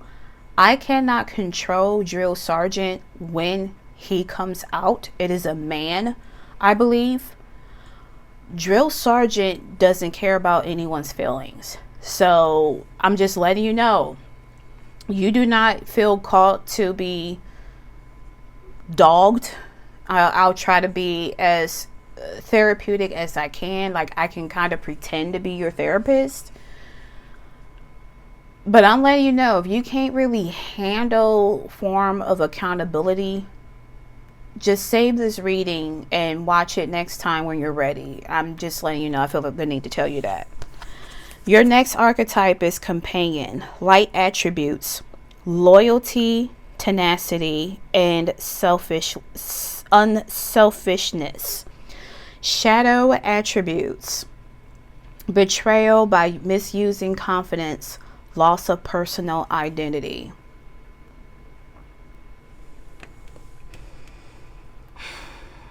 I don't know why I pick up Jadena. And I said void. Okay. Artist. Light attributes. Expressing the dimension of life that is just beyond the five senses. Inspiring others to see life symbolically. Shadow attributes. Using talent as an excuse to mistrust others. I'm going to read that again. Using talent as an excuse to mistreat. That's what it says. Mistreat others. Posing as the starving artist to elicit pity. I'm not here to pathologize anyone. Group number 3. I do encourage you to do some research about narcissism. And that reading or that word keeps coming up. And this reading reminds me of a recent ex. I do not hate this guy, but I never in my entire life want to reconnect with this individual ever again. Because he is a void. I can give you an example of celebrities you can look into who is a void. The most disgusting one of all is he married, God, he didn't marry her, I guess. Kevin Gates. I don't know what is it about Kevin Gates But I look at that man, I cannot look at him in the eyes. He has like a dead eye expression. He is just trifling. And I know as the Black community, we use that word incorrectly because it's not the definition of how we use it. But that is just something that popped in mind. He is literally disgusting. That if I was a cartoon character and I can pour gasoline on my body, I don't think there's enough fire in the world that would help purify my skin because of Kevin Gates. Jadena is another void, dead eye expression.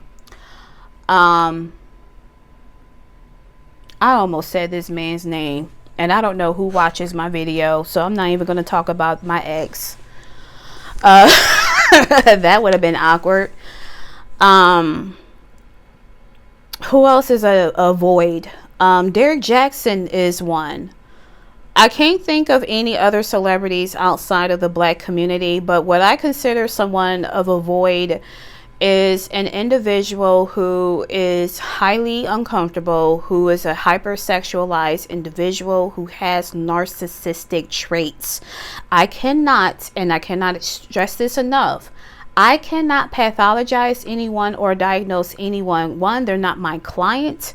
Number two, it is incredibly difficult to diagnose someone with narcissistic personality disorder, because many of them do not seek counseling. At the end of the day, they're professional victims and they're perfect. You cannot tell someone who they deem themselves as perfect, someone with a fragile ego and really, really low self-esteem, that something is wrong with them. They will always turn it against you. They will weaponize their victimhood as an excuse to be terrible, all that other stuff. You don't resonate with that kind of traits. That's why I'm saying group 3, leave. This is probably not the time, but this is giving me heavy energy that this is the collective who is watching group number 3. This is who you are. I don't know you. I cannot stress this enough. I don't know you. Take the message. Don't let it take you. I'm just someone who is reading tarot. That's it. With that being said, because of what happened, 9 times out of 10, when individuals of this archetype, the void that I've mentioned, many individuals who have narcissistic traits have dealt with a really shitty upbringing. And there is a few in my family who have those traits. For example, my mom's daughter, she would be regarded as a malignant narcissist who's just malicious out of being malicious. Whereas covert narcissism, they use empathy or weaponize empathy to get what they want. And so you may have dealt with a parent who have those traits. Part of you is probably like, I never want to be that person. But the irony is you may have became the parent who abused you. And that's something that it is a very difficult pill to swallow. It is incredibly difficult to swallow, to accept. And that sucks. But just because whatever happened to you, let's say this is not even your reading, group 3. Let's say that I'm talking about someone else. We can do that. People who have those behaviors, just because they were abused growing up, doesn't mean they must use that abuse to punish other beings. They didn't do it.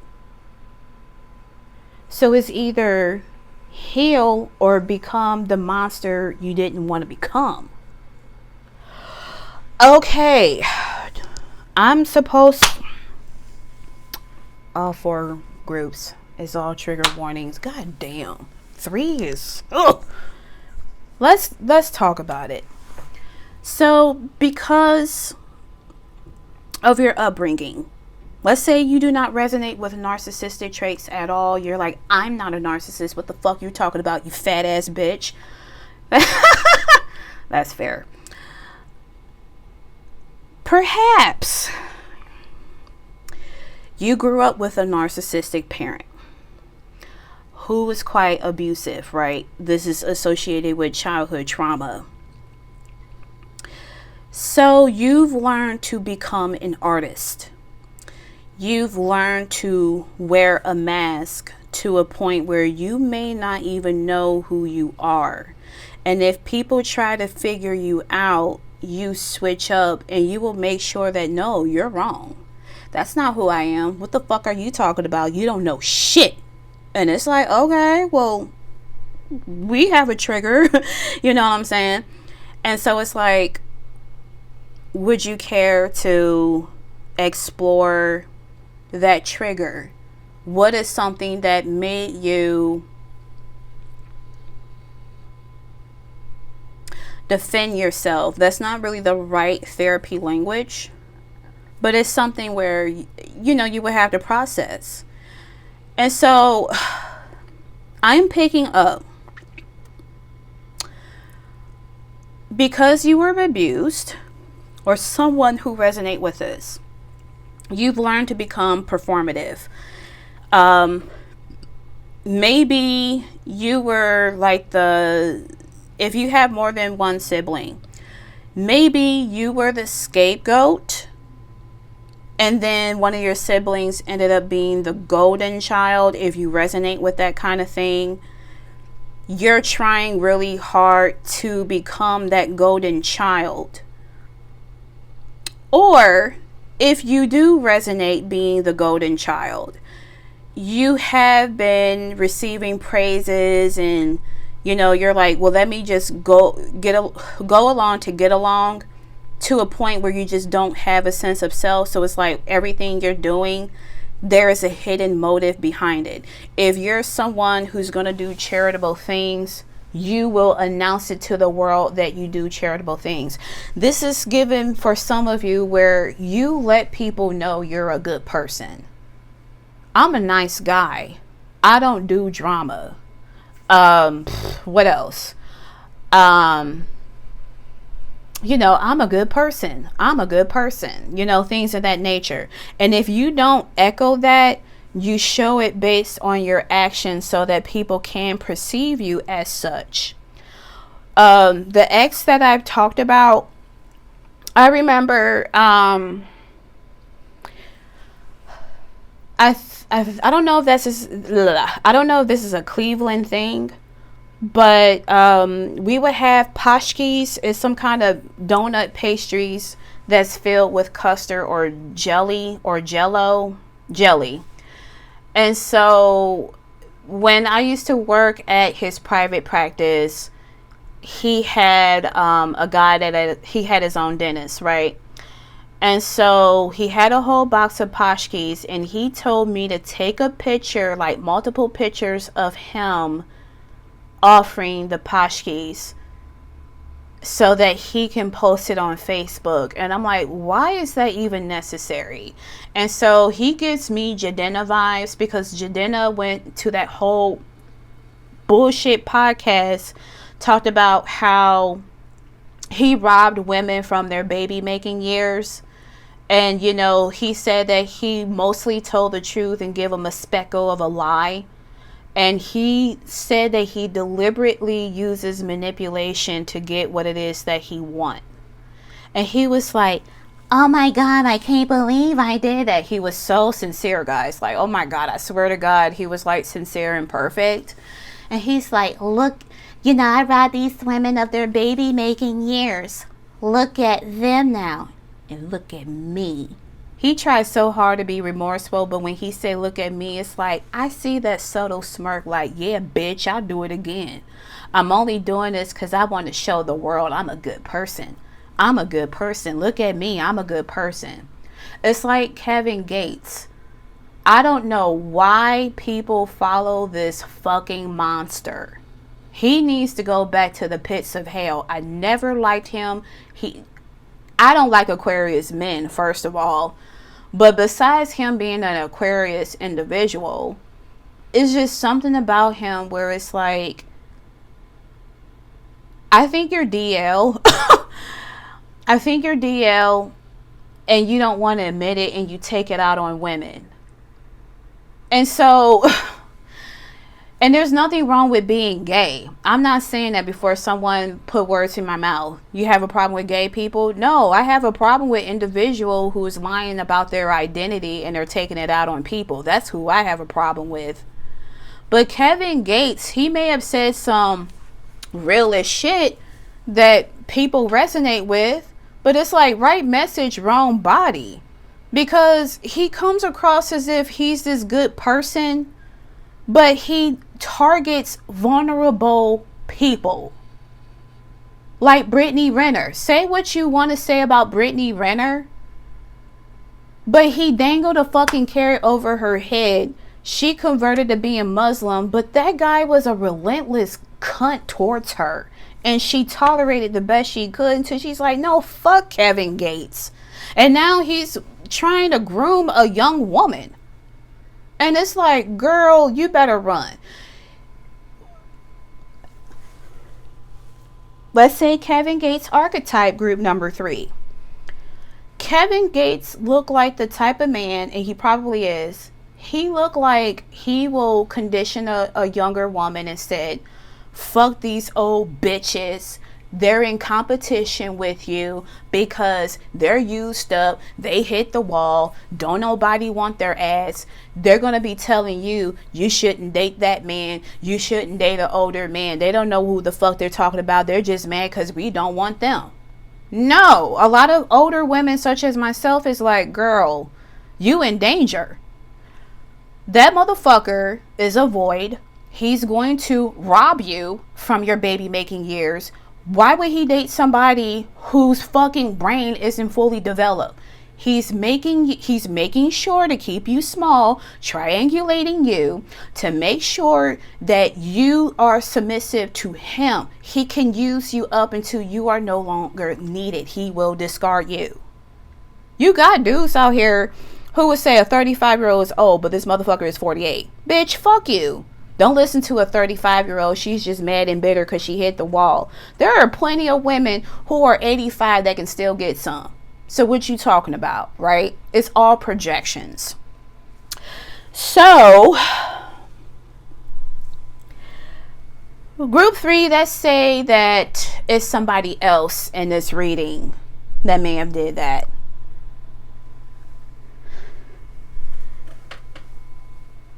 That's not good. That's the best way I can say it. That is not good. You gotta fix that. Whoever I am talking to, you do not need to become a performer. I hate these readings. So tough lovey.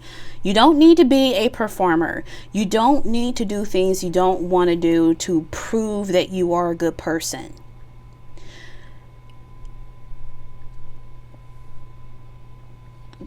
God said, shut up.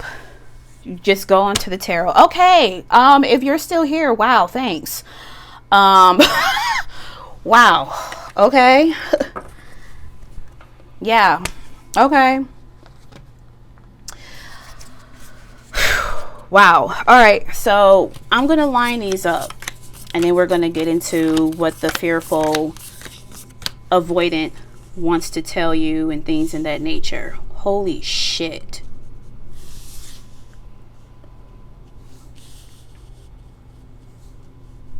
Hell, I even entertain it. Maybe I'm talking about myself. Sure. I mean, I'm not here to be anyone's therapist. I'm just here to be in this, on this channel. You know what I'm saying? Like, here I can do whatever the fuck I want because there's no regulation in my state. All right, let's get it. Let's go. So what your fearful avoidant wants you to know, God, we have the 10 of Pentacles and we have the prismatic toad. And so I'm going to talk about the toad because it's like, what the hell is this thing? So according to the book, the prismatic toad is just because something is shiny doesn't mean it is good for you. It's more like be wary of distractions. And so with the Ten of Pentacles, this can talk about family. This can talk about legacy, inheritance, and things of that nature, being like fully secured. What your fearful avoidant wants you to know is that yes, you can be secured. You don't need to be this prismatic toad. You don't need to be anyone's distraction. You don't need to be distracted by other things. If this is not what you want, like the traditional family value that this current system refuses to die, right? Because me personally, like, personal story,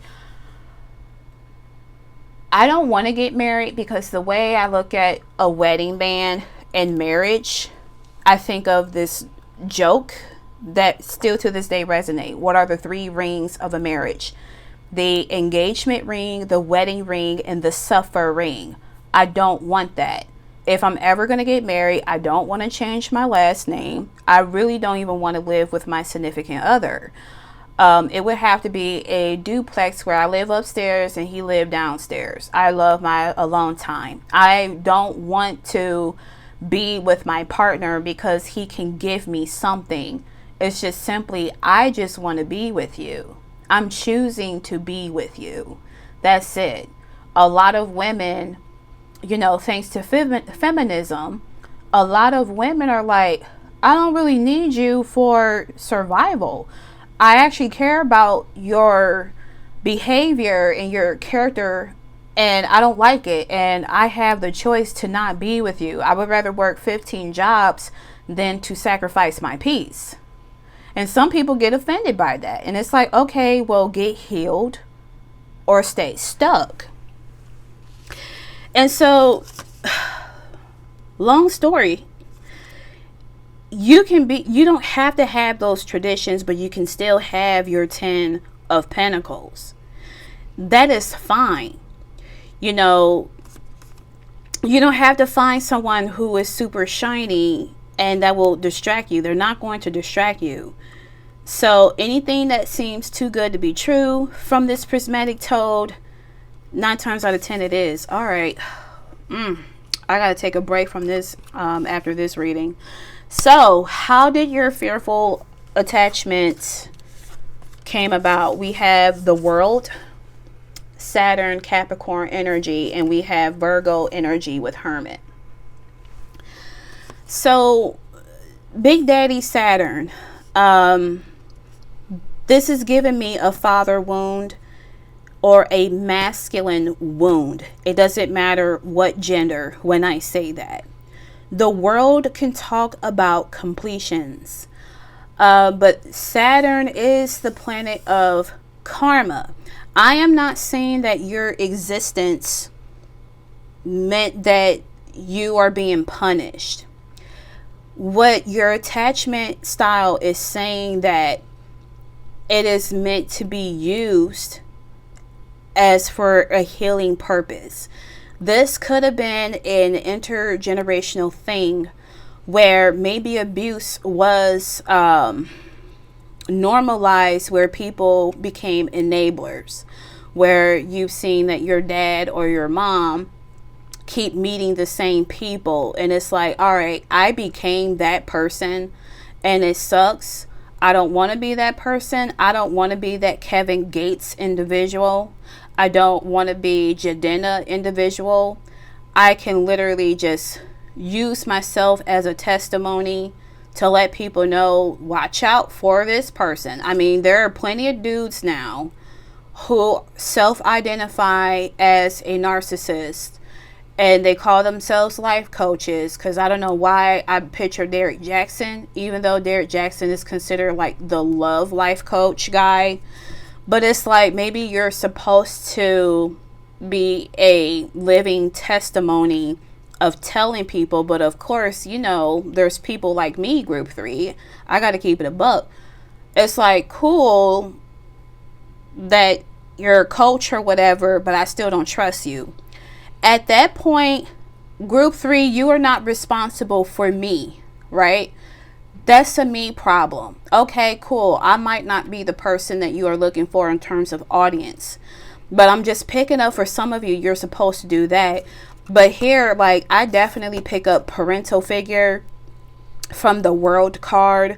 Maybe you were kept isolated from other people. Maybe you consider yourself as the runt of the litter or something like that, where you may have been the scapegoat growing up. I don't know which archetype in terms of golden child or scapegoat that you resonate with, but it's definitely giving me that. Okay, so how is this fearful avoidant protecting you? You have the Page of Pentacles and the Three of Swords. So it's protecting you from this heartbreak. You do not want to experience this ever again in your fucking life. You hate it. It's something awful that happened. I talked about one of my exes where his dad died and he loved this man, but this man can put the fear of God in this individual because of his anger and his own internalized bullshit, where his children and his wife had nothing to do with that. It was all him needing to heal that within himself, right? And so you don't ever in your fucking life want to feel that. And so you're fearful, avoiding. It's like, I'm going to protect you. I feel that it is I heard inner child from this card, from the Page of Pentacles. It's like, the way I look at my ex, Demon, I'm just going to call him Demon. I feel that when his dad died when he was 15 years old, he remained stuck as a 15-year-old. So people say that narcissists have toddler energy, and I definitely can see how they can be childish, right? And so your inner child, this is giving me parts work again, because I talked about it in group 1. It's giving me where you're more in your firefighter part, where it's like, I'm willing to protect this exiled at all cost by any means necessary. And so any means necessary is that you ironically becoming a villain to make sure that you do not get hurt. You have this fear of feeling that pain. You never in your motherfucking life, never ever ever, I'm hearing Ice Cube, ever, never ever ever, never ever ever, very annoying, right? Feel that pain. And so it's like, let me take the lead. If you accept this offer, group 3, that I take the lead, you would never feel this pain. But then it's like, the irony is, other people who are dealing with you, they are feeling the pain that you have been avoiding. So how is this attachment style limiting you? We have Temperance, Sagittarius energy, and Emperor, Aries energy. Hot like fire, right? So it's limiting you from being balanced. You are over controlling, for some of you who may resonate with that. Like I said, I don't know you. So the Emperor, yes, this is someone who is a leader. This is big Aries energy, right? And Aries rules the first house of the self, right? It's what's hurting you is that you develop this identity. You feel like you have to be over controlling. Temperance actually means control, like to control something or being in control. But you see how this it's like this person is engulfed in water. They just allowing I want to say just allowing God, source, universe to, help them balance out. It's like, I'm not doing that. I am God. Ooh, that was a little dark when I said that. Wow. It's like, I am God. I'm not going to believe the God that's trying to get me to this hermit Fuck that. I am God. I don't believe that shit. Oh God, that burned that burned my feet. That's a new sensation. So it's like your inner child is like, no, I get to make the rules. It's giving me one of those kids that when you play with them and they be like, I'm immune to every power and I have every power in existence. And it's like, well, you're no fun. So you know how certain dudes, like when there's a powerful woman, they call her a Mary Sue, like nothing can ever destroy her. That's what it's giving. So lastly, what secure attachment is asking of you now? So this is about how can you get into your secure attachment. We have the Nine of Wands and the Queen of Swords. So the Nine of Wands is someone who is resilient. They are the wounded warrior. I think what I pick up here is that you don't want to acknowledge your wound. There's like some kind of weakness. But here's the thing about the Queen of Swords. A lot of people call her a bitch. I don't think she is. She is just a woman who have strong boundaries. Not strong boundaries where they are toxic, because that can be a thing where they just push everyone away. But she's like, no, like I'm the queen. Queens in tarot, they're automatic water, right? But because she is the Queen of Swords, there's a balance between, her emotions and her discernment or her logic. You could be someone who is watery. This is a very fiery card here with Temperance, but this is a lot of water. This is where it's like you are someone who's emotional. You may think that you're not, but just the slightest of criticism is boiling. Like you're pissed. It's like, how dare you?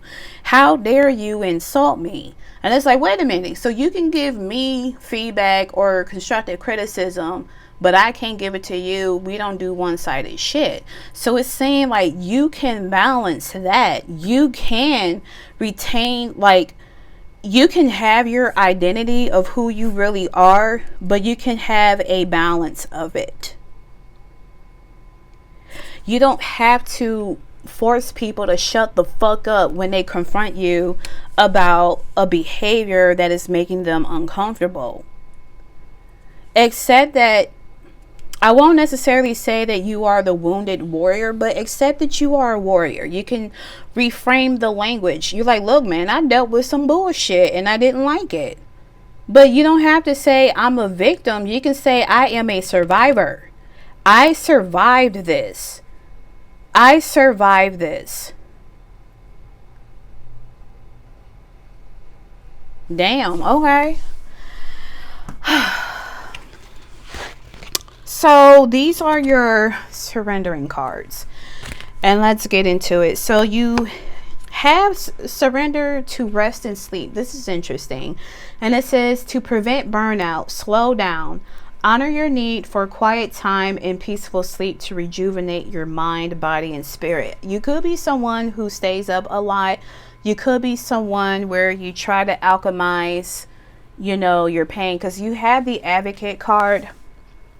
You could be someone who overworks. I mean, Capricorn, stereotypical Capricorn is that they value security so much, like making sure they have money and things in that nature, where you may overwork. You may have 500 hobbies or passive incomes or whatever. It's like, I got to get this bread. I gotta do what I gotta do, right?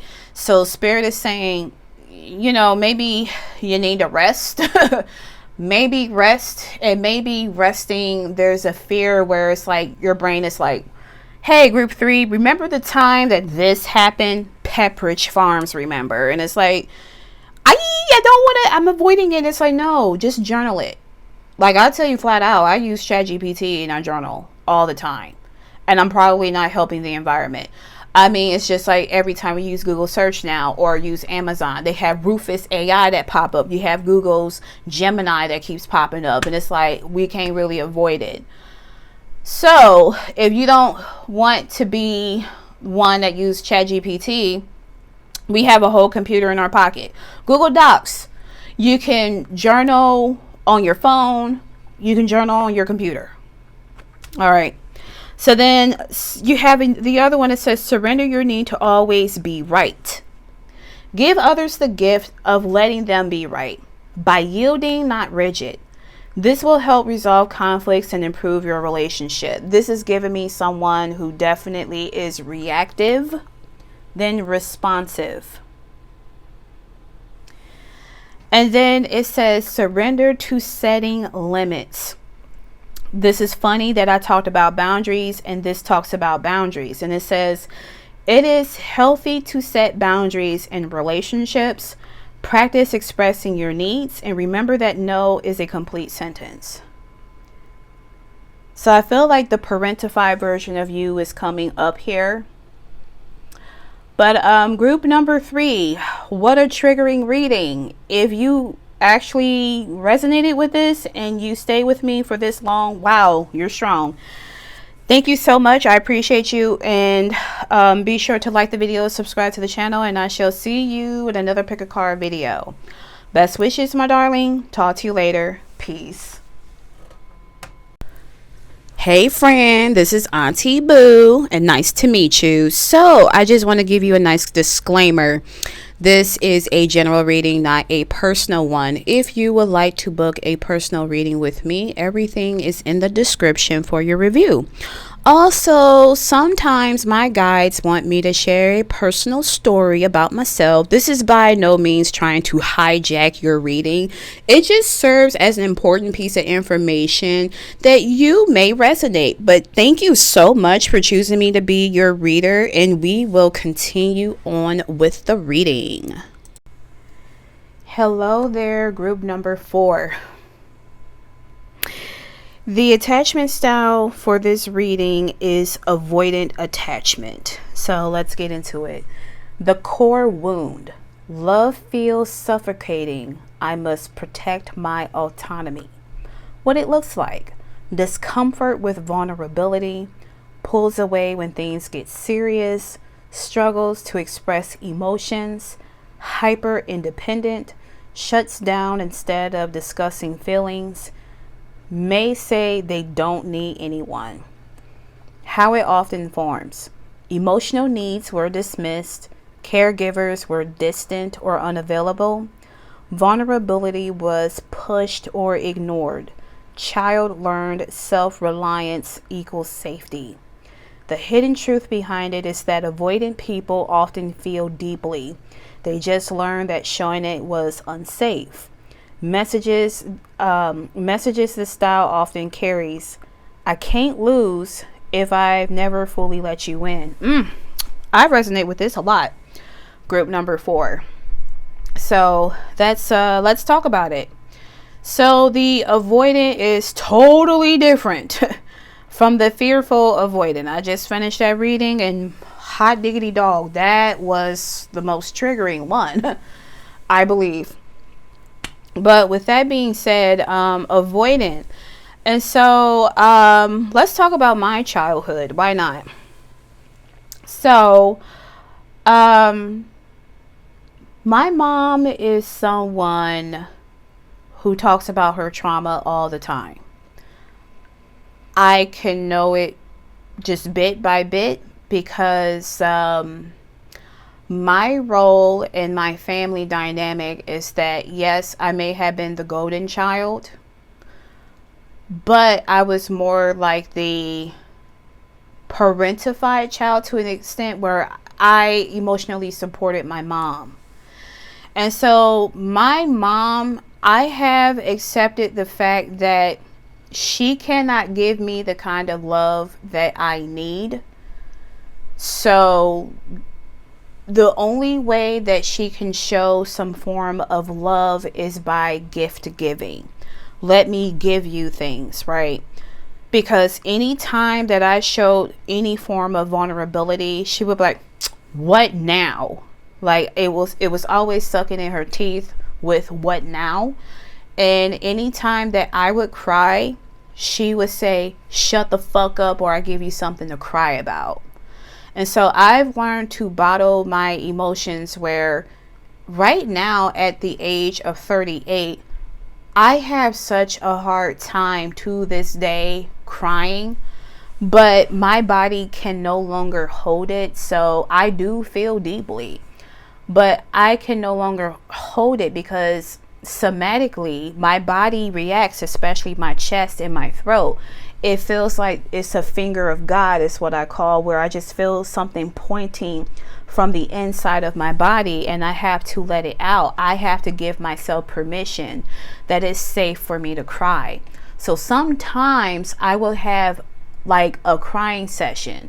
I know one song that does it all the time. It's called Little Wings. I think his name is Mark Groomley, but something about that man and his angelic voice and the message of the song, I start crying, right?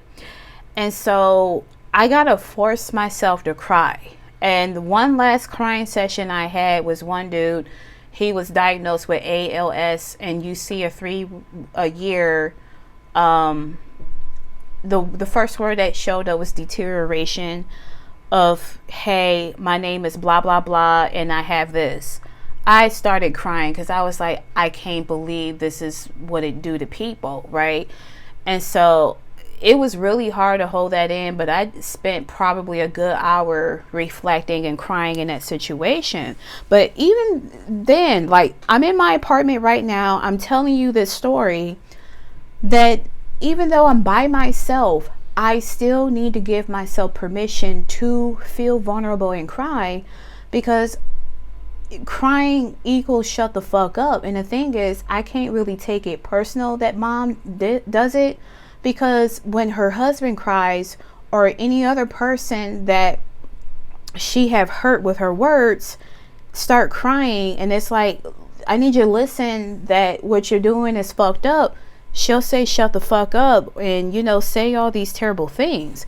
So I've learned to not take it personal anymore, because it's like I found out how to reparent myself and become the person that I needed growing up. And so growing up for me, yeah, mom says that I had everything that I want, and it's like, I don't remember that being my childhood, but it is what it is. But mom would never admit that she did anything wrong. But because of not having that safety of vulnerability, whenever there is a conflict, especially in romantic partnerships, I'll just shut down. Like, I would rather just dissociate and shut down. And I refuse to allow people to see the full me. I even noticed that previous relationships, if I cried in front of them, they would get pissed off. And I've dated fearful, avoidant people. I've dated probably 3 of them out of the 7 people I've dated, and they were not really pleasant to be around. And it's funny that they're all left-handed. Not saying all left-handers are like that, but I'm just noticing a pattern from those people. So it's like, okay, what does that mean? Left hand, the left side, means femininity. I've never felt comfortable being in my feminine. And when I try to in relationships, people have tried to siphon my energy, try to make fun of it. So I can't never show people who I really am. I'm not about to, make this the me show, but I felt called group number 4 to talk about myself in this situation, because you may resonate with that. You may resonate with, I would rather do it myself, because I don't want people to say, if it wasn't for me, you wouldn't have that. And that's something that I grew up. It wasn't just my mom doing it. Her daughter would do it. Members of the family would do it. It's like love was quite transactional. It's, oh, well, I did this, so I must get that. So for example, like let's use mom for example, again, she'll buy me something, and even though I may not have the money, I would buy her something for Mother's Day. I would buy her something for her birthday. I would buy her something for Christmas. And I normally ask her, what do you want? And so she can sit here and say, I don't want nothing. But I remember I did that before. I didn't buy mom anything. She said she didn't want nothing. And she wouldn't let it go. Of all the things I did for you, you could at least bought me such and such. And I said, you literally told me you didn't want anything. So I have learned I have to give her something. Even though that she said she didn't want anything, at least I can do is, buy her a gas card. Though she can't drive anymore. Buy her one of her favorite candies. Go to the bakery and get her peach cobbler, sweet potato pie, lemon pound cake, whatever. Give her something, because if you don't, you're going to be punished. They're going to emotionally guilt trip you that you should have got me this.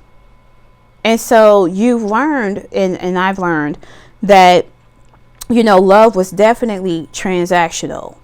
However, you've also learned, like with hyper independence, and I also feel like I'm all over the place. I do apologize in advance. I'm trying to stick to, the channel message, group 4.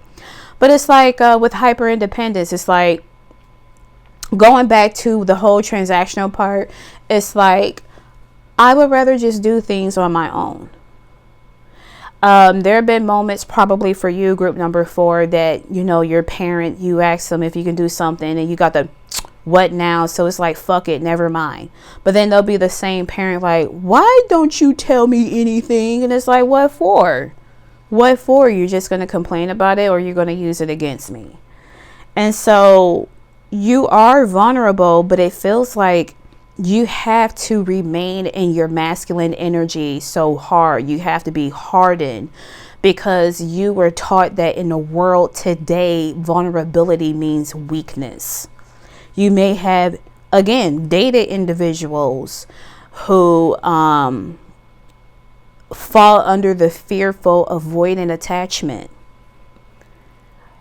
There might have been a dynamic where you felt more like the empath, and you may have dated individuals who, and I've talked about narcissism in group number 3. I'm not trying to pathologize people, but you may have dated people who had narcissistic traits about themselves, right? And so it was a lot that you've dealt with. You would rather be the background character. You would rather lie to yourself or try to gaslight yourself, like, I don't need anyone, but then you're lonely. And it's like, I don't even know why I bother dating, because, these people, they can't really trust or show me that I can trust them to be vulnerable and to be my happy self, because someone is always trying to snatch it. It's kind of giving me where you have a fear of being happy, because the minute that you're in your bliss, something is going to knock you down. Damn. Okay. Well, let's get into it. That is quite the channeled message. So I got the questions out here. I'm going to read those later, but we're going to talk about your archetypes. So you have the internal child, and it says light attributes: determination to remain young in body, mind, and spirit, ability to see things with fresh eyes. Shadow attributes: inability to grow up or be responsible, extreme dependency on others for physical security.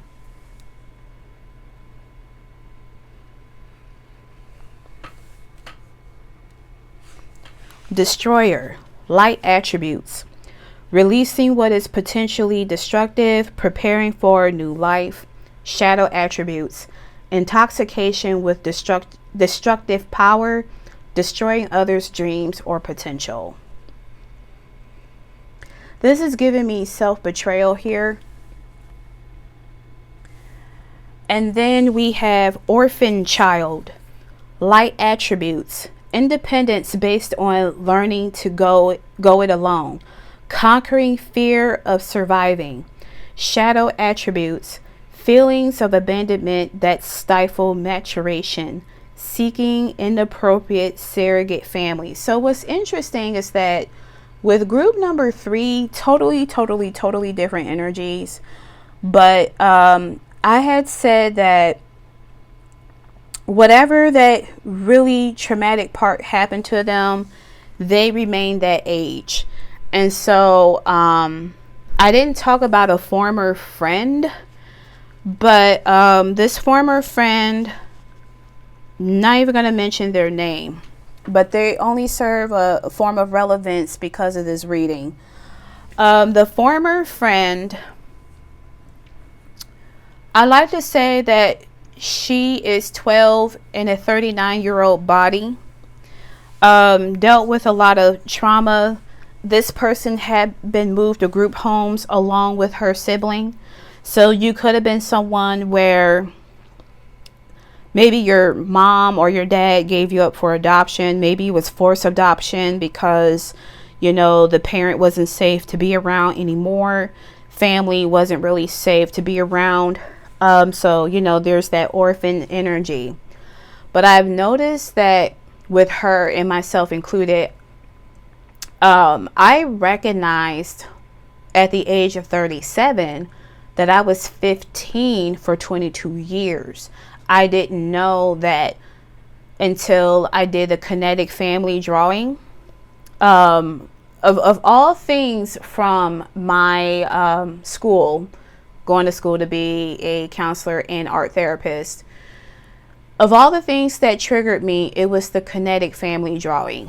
I kind of feel the need to show it to you. So hold on just a second. I'm going to find it because I think it's important. I was really digging in folders, but I found it. So the kinetic family drawing is an art assessment. And the prompt is basic. It's just as simple. Draw you and your family doing something. And so this is where my 15-year-old me wanted to come out, right? And so here, this is me, 15 years old. I'm playing Tekken, and I'll show you. I'm playing Tekken, and you see how I'm facing away. I try to draw my mother in red, but something said this is my stepdad. So my stepdad, every time I would come and visit my folks, he's either gone, he's either in the other room, or he's in the kitchen eating. So this is him shirtless eating his food. And then I drew me second, and then I drew mom in the middle. And it says, "Boo, clean your motherfucking room before I kick you like a football." She told me that when I was in second grade. And then she said, "Husband, you don't have to smack your food that fucking loud. I'm sick of this shit." And so, you know, I drew her as the center. And when I drew this in class and I had to process it with my group, 15-year-old me said, "Bitch, I'm tired of hiding. I'm tired of being the adult. I'm about to really become a whole ass spring semester 2025. And I didn't realize that she has been trying to come out for a long time because 15-year-old me was just tired of taking the wheel.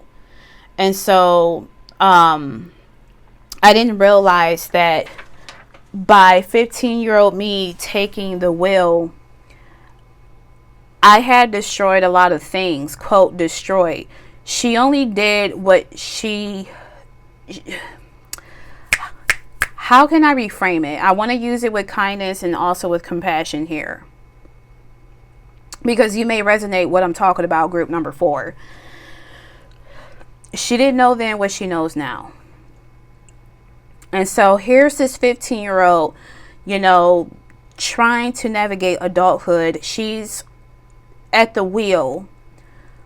And it's like, I don't really know what I'm doing, but I feel like I have to take control, because I realize the people in my life, they're not reliable.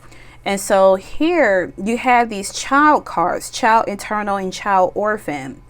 And they talk about, here it talks about maturation, and then this talks about inability to grow up. It's like you didn't really get a chance to grow up, because it felt like maybe you were forced to grow up. Maybe you've dealt with a lot of criticisms growing up where it's like, well, fuck it. Let me go ahead and not, enjoy fun or anything like that. Like for me, I grew up quite sheltered because mom projected her fear onto me based on her own personal trauma. And that kind of robbed me from my childhood. And so, I was still a child in an adult body where there are certain things I should have outgrown. For example, I used to love Sailor Moon. I still have love for it because of the nostalgia, but I do not like Sailor Moon anymore. I used to collect a lot of plushies and things in that nature. Like I have a whole collection of Five Nights at Freddy's. I put all that stuff in the container simply because it just doesn't resonate with me anymore. There are little things that I still like, so I will still honor my inner child. Like my friends' figurines, I love them. I think they're cute, so I would buy them because I think they're cute. And plus, bonus, I'm supporting my friend. If I want to buy the Powerpuff Girls, that will always be my favorite show. They used to be called the Whoop Ass Girls. I feel like I am a connection of Blossom, Bubbles, and Buttercup. I feel like I'm all three. And I will buy the Powerpuff Girls. I stay on Shein getting Powerpuff Girls pajamas or whatever. And that's fine. But when I'm like really in that energy where I'm just a child, like a little kid pretending to be an adult, it becomes exhausting. And that's probably something you feel. It's just like the one former friend I talk about. Like, I feel like she's 12 years old, stuck in a 39-year-old body.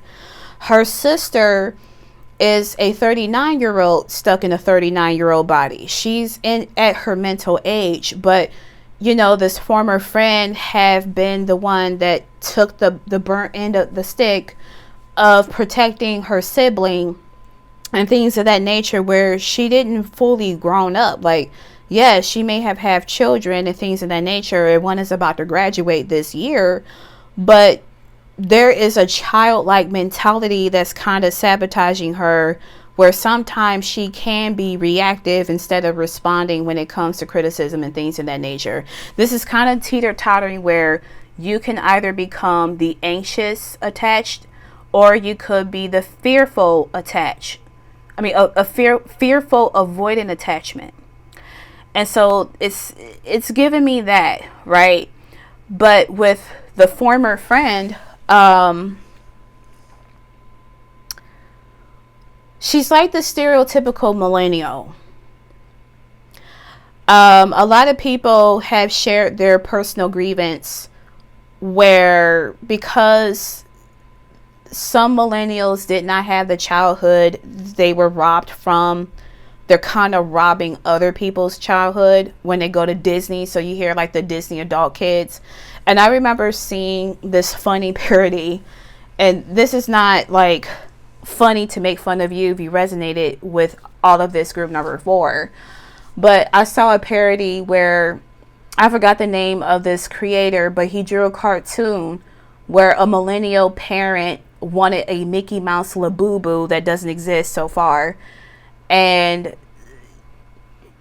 she allowed her trauma, like weaponized her trauma and used it as an excuse to be terrible.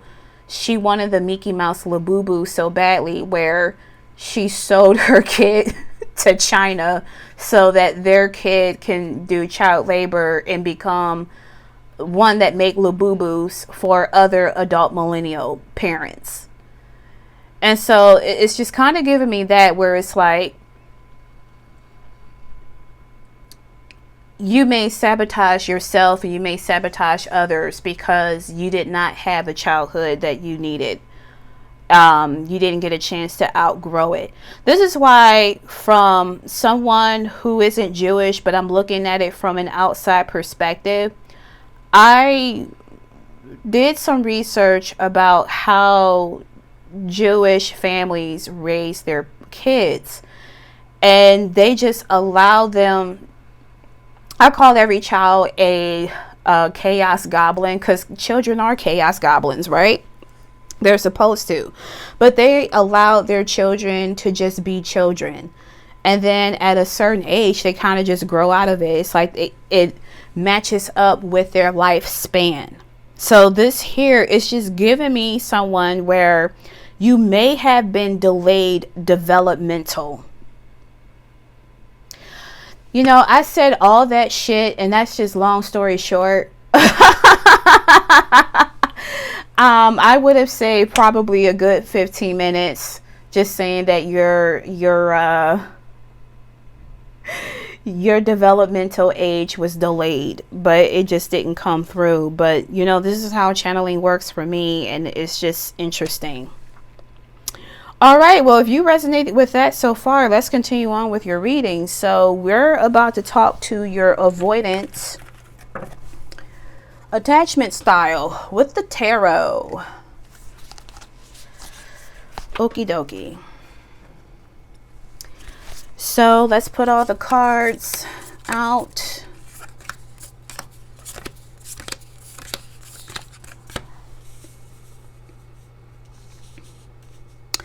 And you know, I said us tarot readers, so maybe you're a tarot reader watching this. But it's like, you know, we gotta make sure things look all nice and pretty. It's all good. Okay. Oh, yes, yes, yes, yes. All right, so let's get into it.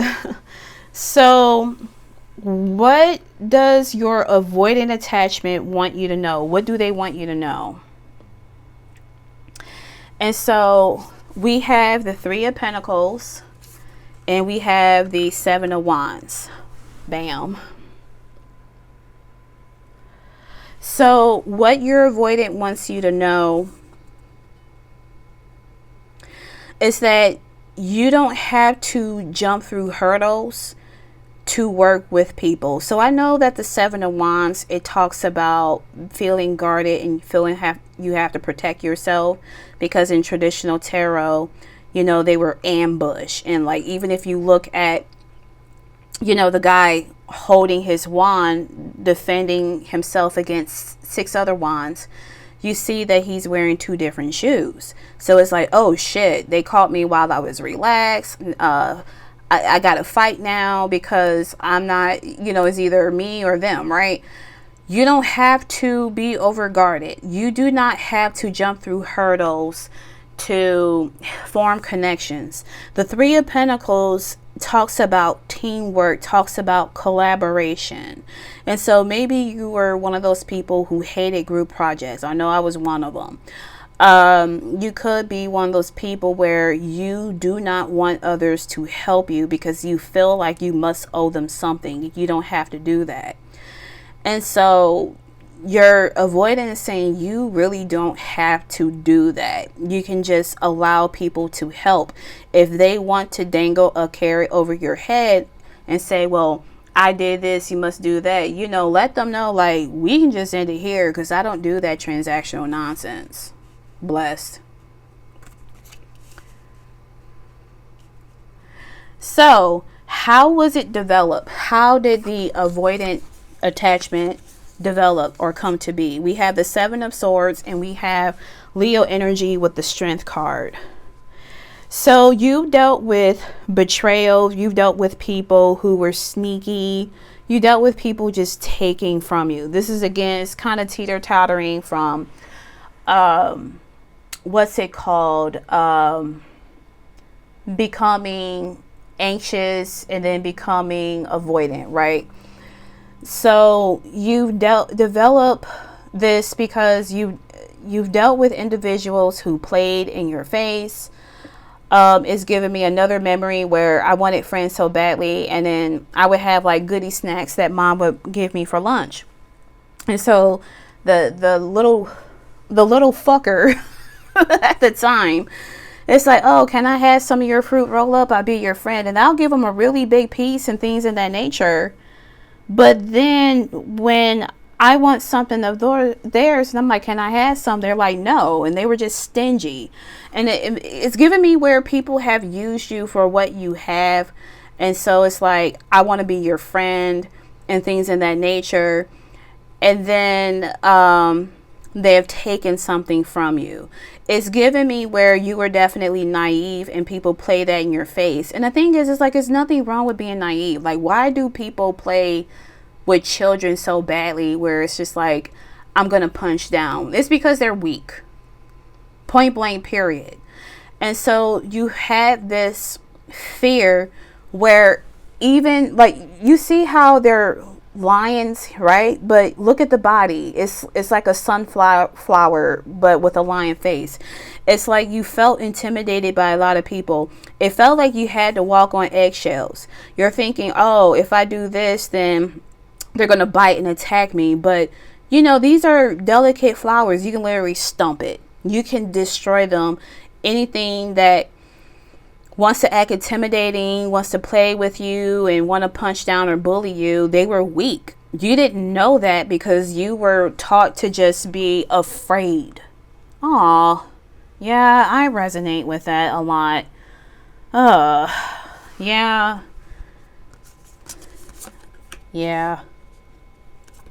All right. So the next question we have, how does your avoidant style protect you? We have the Ace of Wands and we have Moon Cancer energy with the High Priestess. So I know what this looks like, because it definitely looks like what you think it looks like. And why the artists draw it like that? You know, it is what it is. But let's ignore what this looks like. It's a wand, okay? So how does the avoidant protect you? Wands talks about drive and ambition. So this is childlike energy where, again, children are chaos goblins. And so you have your childlike essence where you have this passion and you want to go ahead and do what you have to do. But you can't share. It's like the High Priestess is there. It's like whenever I share people, you know, my goals, my dreams, my aspirations, it's somehow sabotaged, right? Or you end up sabotaging it because you told other people. And, you know, evil eye, people tend to be like, oh, well, that's good for you. I'm glad you're doing good. I don't want you to be better than me. So you have assholes who are like that. And so you have to be quiet. I feel like even here, like this is giving me playful energy with the Ace of Wands. You can't be whimsical. You can't be in your childlike essence because people feel like, oh, group number 4 is an easy lick. So let me go ahead and, you know, attack them. Let me use them. Let me, you know, again, play in their face. So you have to be quiet like the High Priestess. You have to rely on your intuition. But sometimes you wouldn't trust your intuition because, again, you may have been gaslit to believe in this instead of that. All right.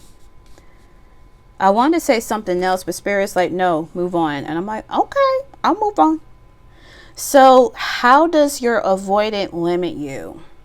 You have the Devil, Capricorn energy, and you have the 4 of Chalice. So you see the snake here. Yeah. Um, yes, you've been burned by people, but your avoidant is limiting you by not allowing you to go through this darkness. So you see here, and I'm glad that this card showed up first. So you see here, I feel like I have to put it up close. The Four of Cups, this individual, they're just like, unbothered. I want to keep myself distant and I want to avoid other people. So this is, like I said in the beginning, like maybe you felt like you had to be the background character. You can't be yourself and the things of that nature. And you know you need to go through this darkness, but you have lived in fear for such a long time, for some of you, where you refuse to go through that shadow. And it's like, oh no, well, this snake is going to get me. What if the snake don't get you? What if they don't? Go through it. Go through, what does it say? I walk through the valley of the shadow of death. I encourage you to watch group number 3. No, not 3. No. I encourage you to watch group number 2. Okay. Yeah, you have like this fear. It's like, I don't want to face everything. Like, face everything and run. It's like, no, face everything and rise. Face your fears. So the avoiding is like, I don't want to go there. You're giving me someone that would rather stick to their comfort zone than to actually go out here and take risks. That's all I'm really picking up from the devil. I'm not really picking up anything in terms of substance use or anything like that. It's just giving me like fear of making risk or taking risks. With that being said, let's move on. What does your secure attachment is asking of you? So what do they want for you to become this secured? We have the Six of Wands and we have the Queen of Pentacles. So, group number 1 had the Six of Wands, but they had the gift card. Here you got the Queen of Pentacles. And so here your secured attachment is saying you are victorious. And just like I did with group number 1, I got to do it here. Every time the victory card comes through, I got to do the victory fanfare, Final Fantasy.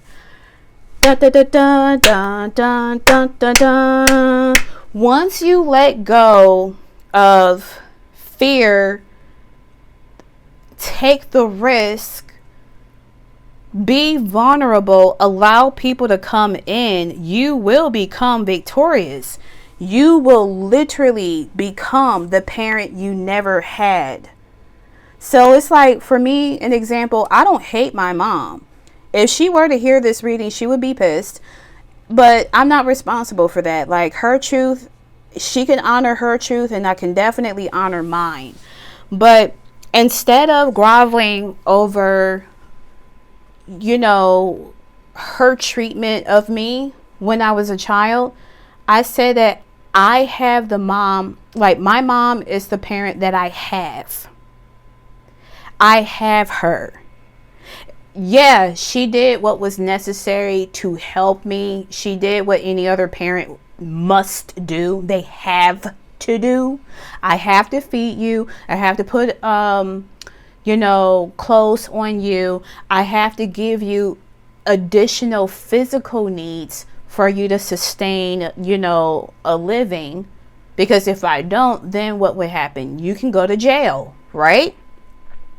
But she is not the mom I needed. She could not give me the emotional need. But you can take the lessons and not let it take you, because this is definitely giving me Six of Swords energy. You can take those lessons and apply it to your life and move on. You will be fully victorious. You become sovereign, where you are this nurturing person. Your inner parent wants to come out so badly, but there's that inner child or inner teenager that's like, no, I don't trust any adult figure. Fuck you, fuck your mama, fuck the teachers, fuck the boss, the supervisors, fuck all these individuals. I only trust me. But then you're tired of holding the wheel. So this is where it's like, hey, let me allow the inner parent come out and tell my inner child, hey, you know, you are safe to be with me. This is where I encourage you to speak kind to yourself. Don't say, oh my God, I was so stupid growing up. No, if you didn't like people calling you dumb, why are you calling yourself dumb? Your Queen of Pentacles is saying, you didn't know. You were a child. You should not be punished for making mistakes. You're having a human moment. Yes, you've dealt with people who punish you for making mistakes, but you do not have to be them. Give yourself grace and compassion. When you allow that vulnerability, because it's giving me heart chakra healing here. When you allow yourself, hey, you are allowed to be safe, then that part of you, that inner child, no longer has to take the wheel. Jesus can take the wheel of all people, but jokes aside, terrible joke, but it's like that child no longer has to operate in adult mind anymore. They can just remain in a child space, and the you that is emerging, you will become the parent you always needed. Wow. All right. I hope all that makes sense and it wasn't just yammering. But we have your archetypes, and we will conclude your reading. So we have surrender negative thinking. You have control over your thoughts. When negative thoughts surface, say thank you for sharing and quickly refocus on positive affirmations. It's funny, like I said, be more kind and compassionate to yourself. So, you know, stop saying you're fat or making jokes like, man, I got wide back behavior. And it's funny, and I get it, like cultural wise. I can't speak for other people. I can speak for Black people, because we do this.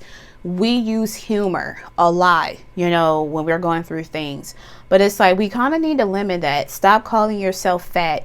Wide back behavior. You may think it's jokes and you're laughing, but your body doesn't know the difference. So it's like, you know, the frequency of your body, you know, look at how music affects the body. See how music affects water. We are mostly made out of water. You know, you will understand like how certain things can affect you. I don't know if this rice method was true. This took place in Japan, but long story short, it was a Japanese guy. He filled three bottles of rice and water. He said kind things to one bottle. He said negative things to one bottle, and he ignored the third one. It's quite an interesting experiment, but apparently there's some misinformation where it's like, yes, that experiment is true. No, this was a false thing, but whatever. Let's move on. We have surrender the habit of people pleasing. Speak your needs and be true to yourself. Focus on your own happiness instead of always trying to make everyone else happy. Again, this is just giving me teeter-totter of anxious and avoidant. Lastly, we have surrender your fear of change. The universe is reminding you that you are cared for always. Whether you're afraid of a change in your job, your health, or a relationship, or if you fear aging or death, repeat the affirmation, I have faith that all is well. This is definitely giving me group number 2 vibes. But it's funny that I talked about There's a fear of entering this darkness. This could be associated with a fear of change. Face everything and rise. Group number 4, what a reading.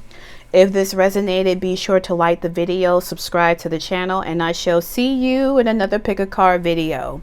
Best wishes, my darling. Talk to you later. Peace.